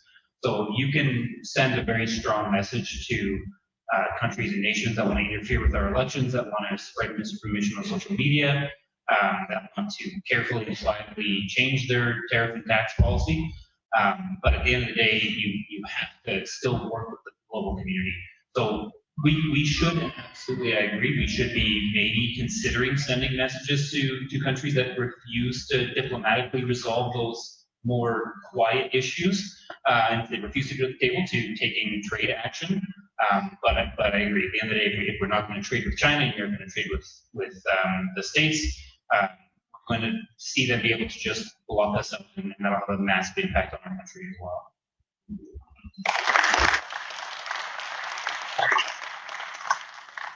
This is a bit of a two-part question because two people have asked a fairly similar question around the economy.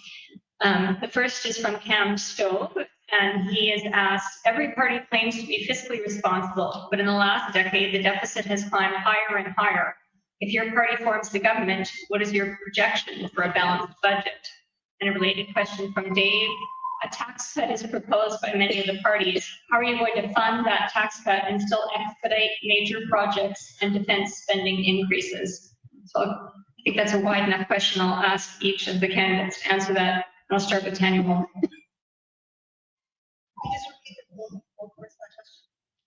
Sorry? Just repeat both parts of that question. The first question was what you'll do in terms of being fiscally responsible and when you promise to balance the budget.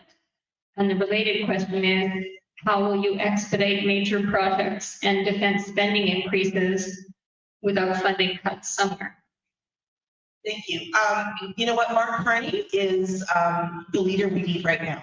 He is an economist, and he did not get to where he is in his career without delivering results.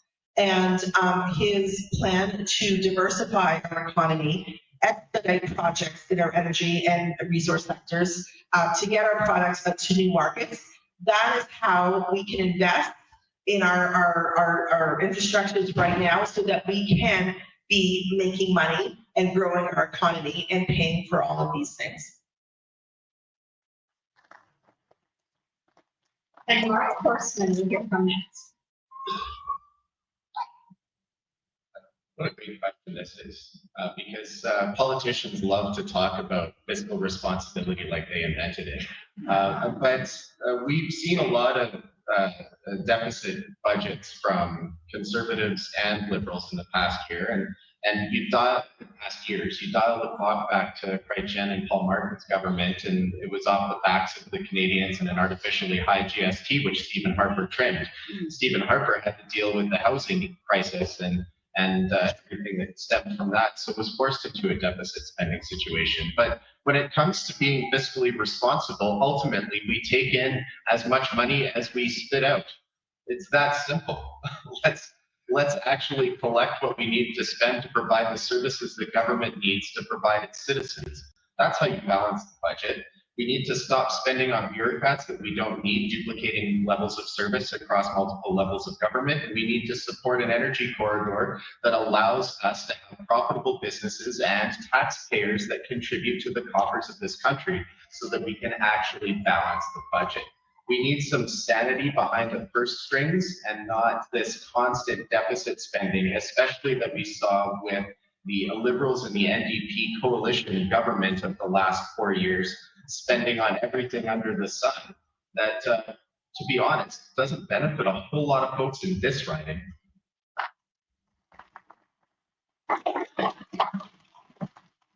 And next we hear from Chris Jones of the NDP.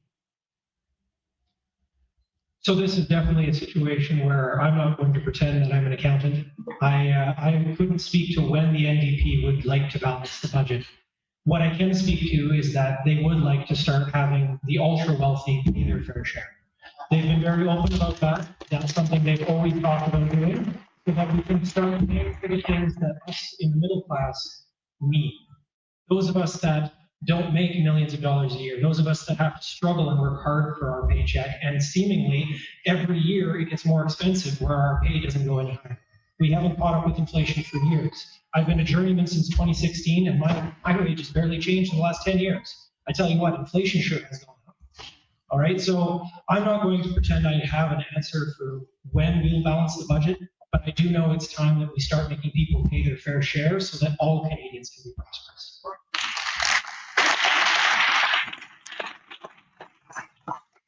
And Randall Emmons with the Green Party. Yeah, I would like to address the fact that obviously the Green Party candidate is not going to be in charge of balancing the budget anytime soon. I would love it if that was the case and there was a surge of green voters. But that being said, every single vote that you send to the Green Party sends a message to the other parties that you're unhappy with the current status quo or with whatever ambitious plans they have. The other reality about the situation, specifically talking about where are we going to get funding for social programs, I'm going to echo some of my panel members here and say, yeah, it needs to come from the top percentages of earners. Capital gains tax, talking about reducing those, encouraging investment in Canada, they all sound great on paper. They're great buzzwords and topics for politicians to use. But the reality is, it doesn't matter if it's domestic or foreign investors. You can't have your system rely on hoping that economics are prosperous and people are making money and therefore they'll pay lots of taxes. Wealth disparity in North America, in most cases globally, is worse today than it was during the French Revolution. I think we all know what happened when that was happening. The argument that there isn't enough money and that we're taxing the top too much, the golden age of America happened when they taxed their top earners up to 90%. There's money there, and like you said, we get the money, we spend the money, make it more efficient, sure, but we'll do what we can to increase the available funding. And then hear from Garnett. Thank you. This is a great question. Our national debt has more than doubled in the last 10 years in the 3 terms of this Liberal government. And, they don't deserve a 4th term. We don't need to see the dramatic increase in continue. And as was pointed out, you all are paying the inflation tax. The government has wanted you to believe that them spending far beyond their means hasn't cost you, but it has. You are paying every time you go to the grocery store, every time you go to the gas pump, you are paying that inflation tax that results from the government spending far more than they have. What is the solution? Conservatives have proposed to establish in government a dollar for dollar rule. It's very simple. It's common sense. If you are spending $1, you have to be able to say where that dollar came from. You have to spend $1 less somewhere else, or there has to be some other way of identifying where did that dollar come from in order to go into this new proposal. And we have been disciplining ourselves to the standard throughout the process of developing policy and presenting a platform. One example, we proposed removing the GST on new homes up to $1.3 million. We proposed to do that by canceling the failed housing accelerator program, so-called. The Liberals said, oh, we'll do that tax cut too, and we'll increase spending on the housing accelerator fund. They want to have their cake and eat it too on everything. We have the fiscal discipline that this country needs.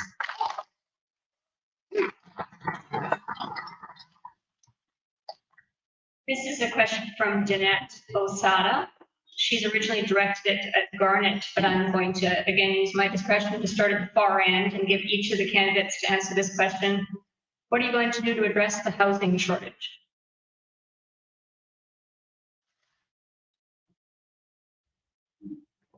I'm a tradesman.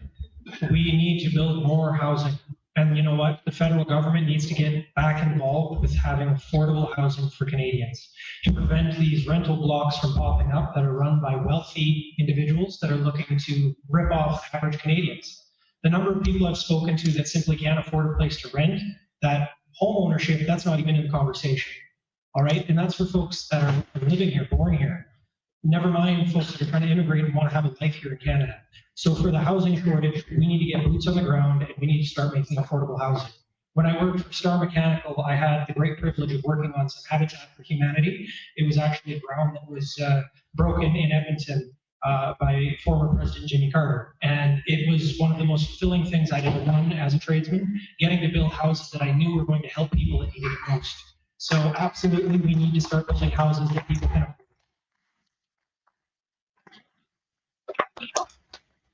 And Ms. Horseman. One of our policy ideas for the Canadian Future Party is to make sure that we're targeting immigration efforts towards tradespeople who can actually build homes. So that's one key area, but ultimately this comes down to supply and demand. We're not able to supply new homes at the rate that is required to meet the demands of the economy because of the other ways the Trudeau government has broken our immigration system. So there is much too much demand for housing right now, and our market cannot keep up with that demand. So of course prices are going to go up. So we need to be able to streamline and resolve some of the issues that the Trudeau government has created in immigration and provide a higher supply of housing by encouraging trade workers to come to this country. We need tradespeople to build houses, and the failed Trudeau government is not able to say they were successful in that matter.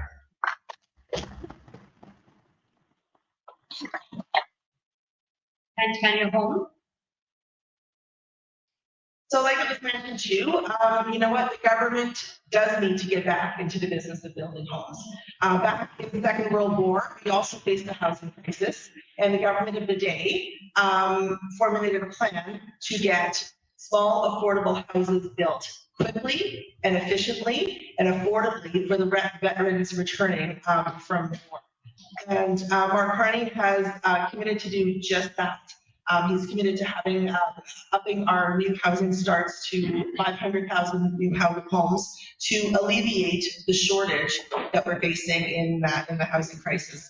Now, Pierre Poilievre was the housing, minister under Stephen Harper, And he did not manage to get very many affordable housing starts yet. And also Garnett Genuis just mentioned that he opposed to the housing accelerator.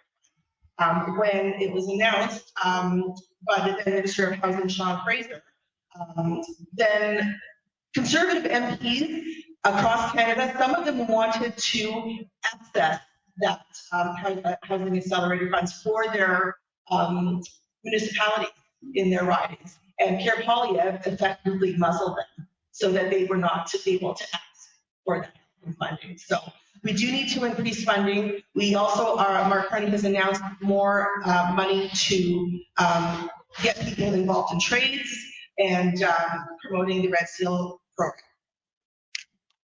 But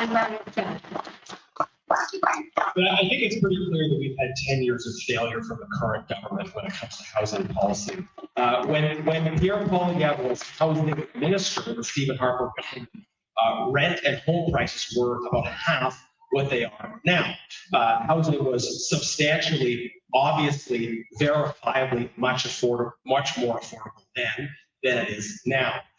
And we're hearing the same talking points, the same tired proposals from Liberals as they pitch for a fourth term in power, even after the failures we've seen on housing and many other areas of economic policy.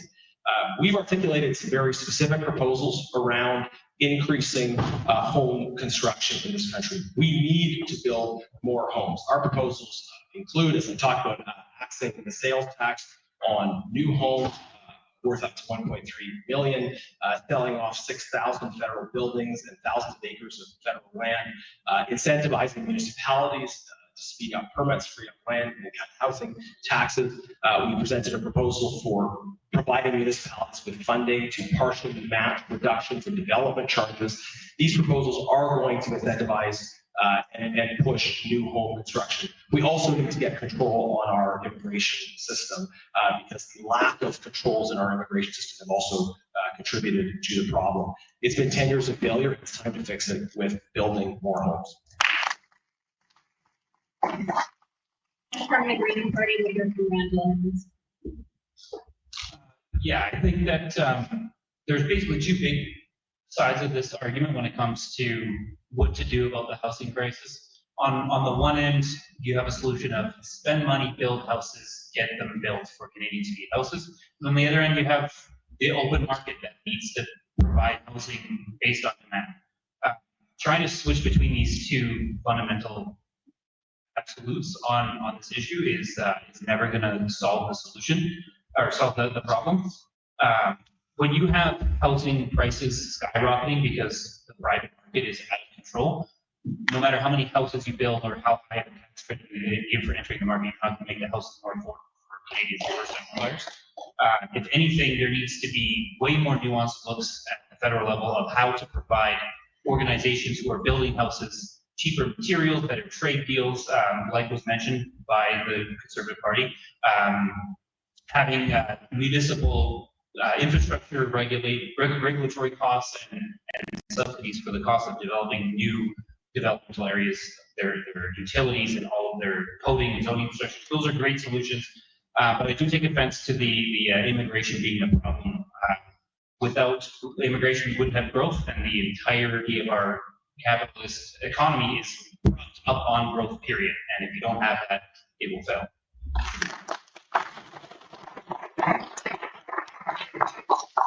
We have one more question, so one candidate from the floor, from Colin, then we're going to move to closing remarks. My name is Rita, and this has not been mentioned tonight, but I think it's a very core of our democracy, proportional representation.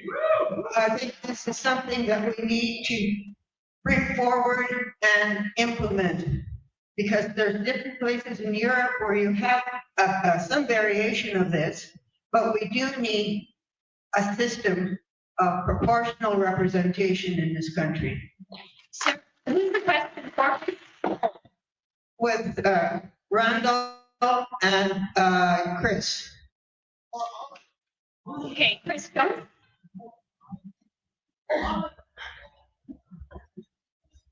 Yeah. Do I have everyone's indulgence to let everyone answer the question about proportional representation? Okay. I appreciate I'm running over time, but we'll give each of them the opportunity to do that. We'll start with Mr. Jones. Yeah, I'll keep it short and sweet. We do need to look at changing things. We need to look at a reform. I mean, it's outdated, the system we're currently using. Obviously, research needs to be done to look at how other countries are doing it. Absolutely. And Mr. Horseman. Mixed member proportional representation is a key policy plank in the Canadian Future Party platform, and I'm happy to support it. And Ms. Bowman.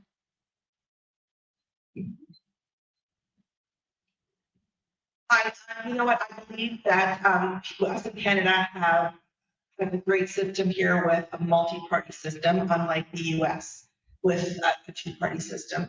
And proportional representation would make it, more fair so that, more portions of the population get represented by the party that, and the candidates that they want to vote for. I think, ran on correcting the proportional representation and changing the way elections are run. I believe, I'm not 100% certain, but I don't think there was consensus with all the parties. But yeah, we do need a more fair system so that when vote splitting is happening on either side, left or right, that we have a more fair system that more voices are heard. And from Garnett, Genuis, the Conservative Party of Canada. Thank you for the question, ma'am. Just to correct some of the history from Ms. Holm, I do think it's important. The 2015 Prime Minister, well, not, he wasn't that Prime Minister, but Justin Trudeau promised that the last election to take place under first past the proposed. That was a promise he made in 2015. Then Parliament undertook a process of consultation, and there was agreement among all of the parties except the Liberals on the need to have a referendum. The final report of that committee said, okay, wherever you stand on the electoral system, we shouldn't change the system without asking Canadians, and that we should have a referendum in which Canadians have options between the kind of system you're advocating and the present system. And we took the position as Conservatives in particular very strongly that the electoral system should not be changed without the consent of Canadians. After that, Justin Trudeau decided to break his promise. And so he can explain why he chose that. I do know that in each of the following elections, 2019 and 2021, the Conservative Party actually beat the Liberal Party in the popular vote. So you might not want a proportional system if you're losing the popular vote. But in any event, we took the position very strongly that there should not be a change to the electoral system without the consent of Canadians, and that process would be a referendum. And the last comment before closing goes to the Green Party. Yeah, I fully support looking into changing our electoral system. Obviously, from where I'm standing, it seems like splitting the vote would be a bad idea if I align with a lot of the other parties, like many of us do on many topics. But at the end of the day, you want a balance between a rigorous democracy that has a lot of options for people to voice their opinions and not worrying about straying towards an American system where you have two parties and electoral college. I want to point out the mixed member representation system is an excellent system of voting. The biggest problem with it that faces a lot of challenges is that elections are hard. They're already difficult. It's hard for people to track what parties stand for, what they're going to get out of their different levels of government, their representatives versus their federal leaders. But systems like mixed member representation, where you have both the ability to vote for what you think it aligns closest with your value without losing your strategic vote power, would be an excellent transition for Canada to move towards. And I do agree that we should consult the entirety of Canada's citizens before we make any sweeping changes to democracy.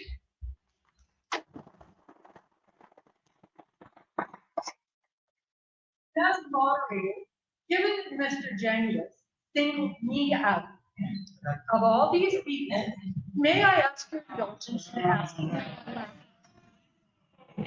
Ma'am, I'm sorry, I'm already really running over time and I have to accommodate the facility in that respect. We're going to move towards closing arguments. There's been a lot of excellent questions here. I feel really bad I didn't get to the one about ensuring that we maintain unity between Alberta and the rest of the country. I'm sure you've all heard the news coverage that 25% of Albertans would like to leave the country. I'm sorry I didn't get to some really pressing issues. We've done our best tonight, but we run over time. I'd like to move to closing. We'll start at the podium with Randall Emmons from the Green Party, who will have 3 minutes for his closing remarks. I'd just like to thank you all for coming tonight and holding all of the representatives of the party accountable and really driving home whatever questions and opinions you had about the really important issues, especially in the last few years that have come up and that people have felt more strong than they ever have. I'm running for a small party that has had minimal representation on here, but I implore you to do what you can to go online, find the party values, take some questionnaire quizzes if you haven't already. If you're already really strong, confident in your beliefs and know what all the party's values stand, that's great, that's fantastic. I just, again, would ask you to use your vote power, send a message to the other parties, and maybe help support Green become a larger space in a community that I truly believe does care about climate change and about the environment more than maybe people would like to think. Thank you.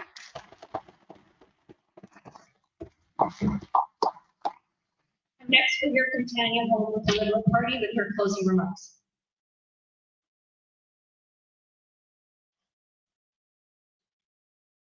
Contrary to what Pierre Poilievre has been touting for the last 2 years, Canada is not broken. We are more united than ever, and that's because most Canadians realize that Mark Carney is the leader we need at this point in time. By any independent measures of national wellness, Canada ranks at or near the top. The experience of our neighbors to the south and what they're facing should be a cautionary tale. They are facing higher prices, devastating losses to their retirement funds, cuts to their social programs, education, scientific research, bodily autonomy, their very democracy. These are indeed challenging times, and we must choose our leaders with care. We need to elect a leader with the experience, the credibility, and the plans to lead Canada and to protect and grow our economy. Mark Carney is unveiling extensive platforms to transform our nation's economy and make Canada a world-leading superpower. Mark Carney's website, markcarney.ca, shows that each plank in his platform comes with detailed plans on how we will accomplish these bold goals. He has really well thought out strategies and not simple vague pandering to our fears and self-interest. Mark Carney has not gotten to where he has been in his career without delivering results. And now we are fortunate to have him working for Canada. And I'm confident that he will deliver the results for our country. And I'm excited to be a part of his team to work towards accomplishing these goals. For far too long, Alberta, and in this riding in particular, votes overwhelmingly conservative, lacking strong voices with the ruling party when the Liberals in power are in office, and being taken for granted when the Conservatives are in power. Now we have a chance to change that. While Mark Carney has taken his talents to world markets, he is very much an Albertan. And if we equip him with a good team of Liberal MPs from Alberta, our province's voice and our voice in Sherwood Park and Port Saskatchewan will be heard, and as we build a bright future for Canada and for a strong Alberta. Thank you.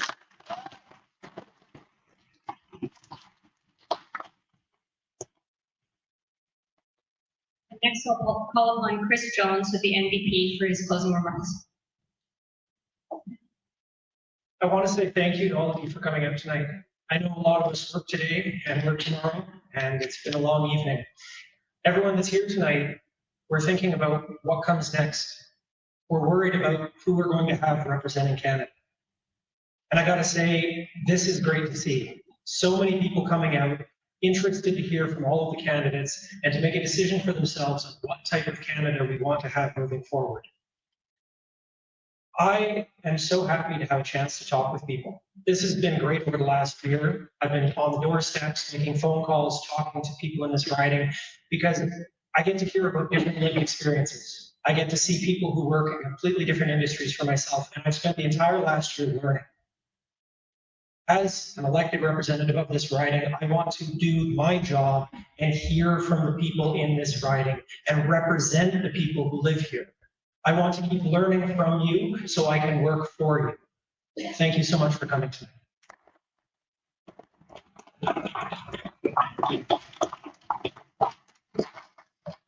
And we'll hear from Garnett and Genuis with these closing remarks. Well, once again, I want to thank both of the chambers, and I want to thank all of you for being here tonight. I know we have people from a variety of different partisan backgrounds or no partisan background at all, and I want to thank all of you for being here regardless of your perspective and for participating in, I know, various ways in this important and vigorous conversation. I started my comments by saying that our country is hurting. And I think we can all see that in various ways. That more people are struggling, that there are the affordability challenges, the threats to us from abroad, the security challenges, the division. And we say these things because we love our country, because we want to talk honestly about the solutions that we need to overcome the challenges that have been built up over 10 years of failed Liberal rule. Rent has doubled, housing costs have doubled, crime is up, our national debt has more than doubled. These are the legacy of policy choices that have been made by the Liberal government, by the Trudeau-Carney Liberals, with Mark Carney serving as an economic advisor and cheering on these policies all the way along. So the choice for you, the choice for Canadians from coast to coast to coast is do you think that a fourth Liberal term is appropriate? Do you want a continuation of policies? Do you want the same people who have brought us to this point of struggle and challenge? Or do you want a new approach? Do you want a new government that is going to turn that hurt into hope? That has concrete plans which have been clearly articulated for cutting your taxes, for fixing the challenges in our budget, for stopping crime, for getting homes built, for defending our country on the world stage, for standing up to threats of all kinds, whether they're economic threats from south of the border or foreign interference and other security threats from others around the world. If you want more of the same, you know where to get it. But Conservatives are offering a program that puts Canada first for a change that turns that hurt into hope. But I do want to underline that a Conservative government will repeal the unconstitutional Bill C-60. There's no way to get the energy infrastructure we need unless you repeal Bill C-69. And unless you have a leader who is prepared to tell the truth and say the same thing in every region of the country and in every language. We have a leader who defends pipelines in English et en français, dans chaque région, in every language. And we need a leader who will defend our not-for-profits and defend the charitable sector rather than attacking them. This is the hope we offer, and I hope I'll have your support. Thank you very much.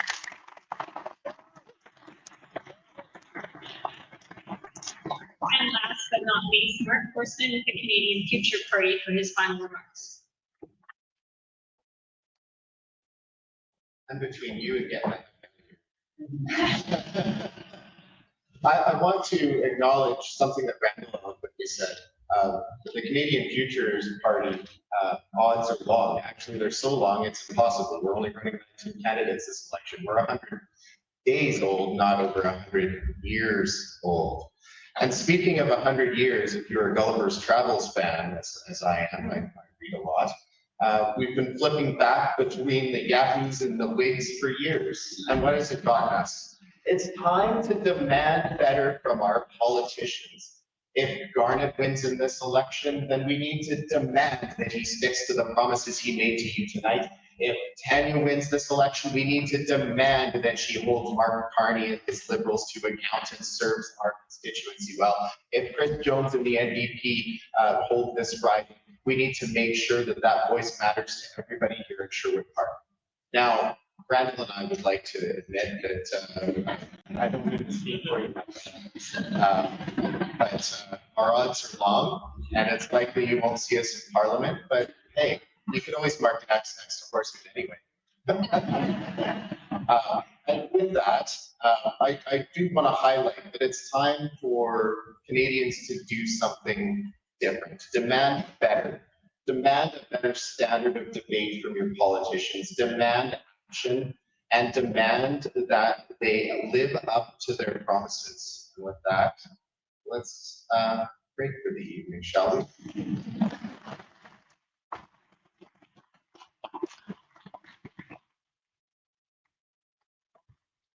I think he's stealing all my best lines. This concludes the forum's official agenda, and on behalf of the two chambers of commerce, I'd like to thank you for coming. Thank you to the assistants who helped run this political forum this evening. Especially like to thank all of you, the constituents, for your attendance and participation this evening and your involvement and commitment to the democratic process. These forums help us to get to know all the candidates here in the Sherwood Park, Port Saskatchewan riding and better understand their positions on the important issues in this election. Please remember to vote on Monday, April 28th, and encourage others to do the same. Please put your hands together and show your appreciation for these 5 candidates.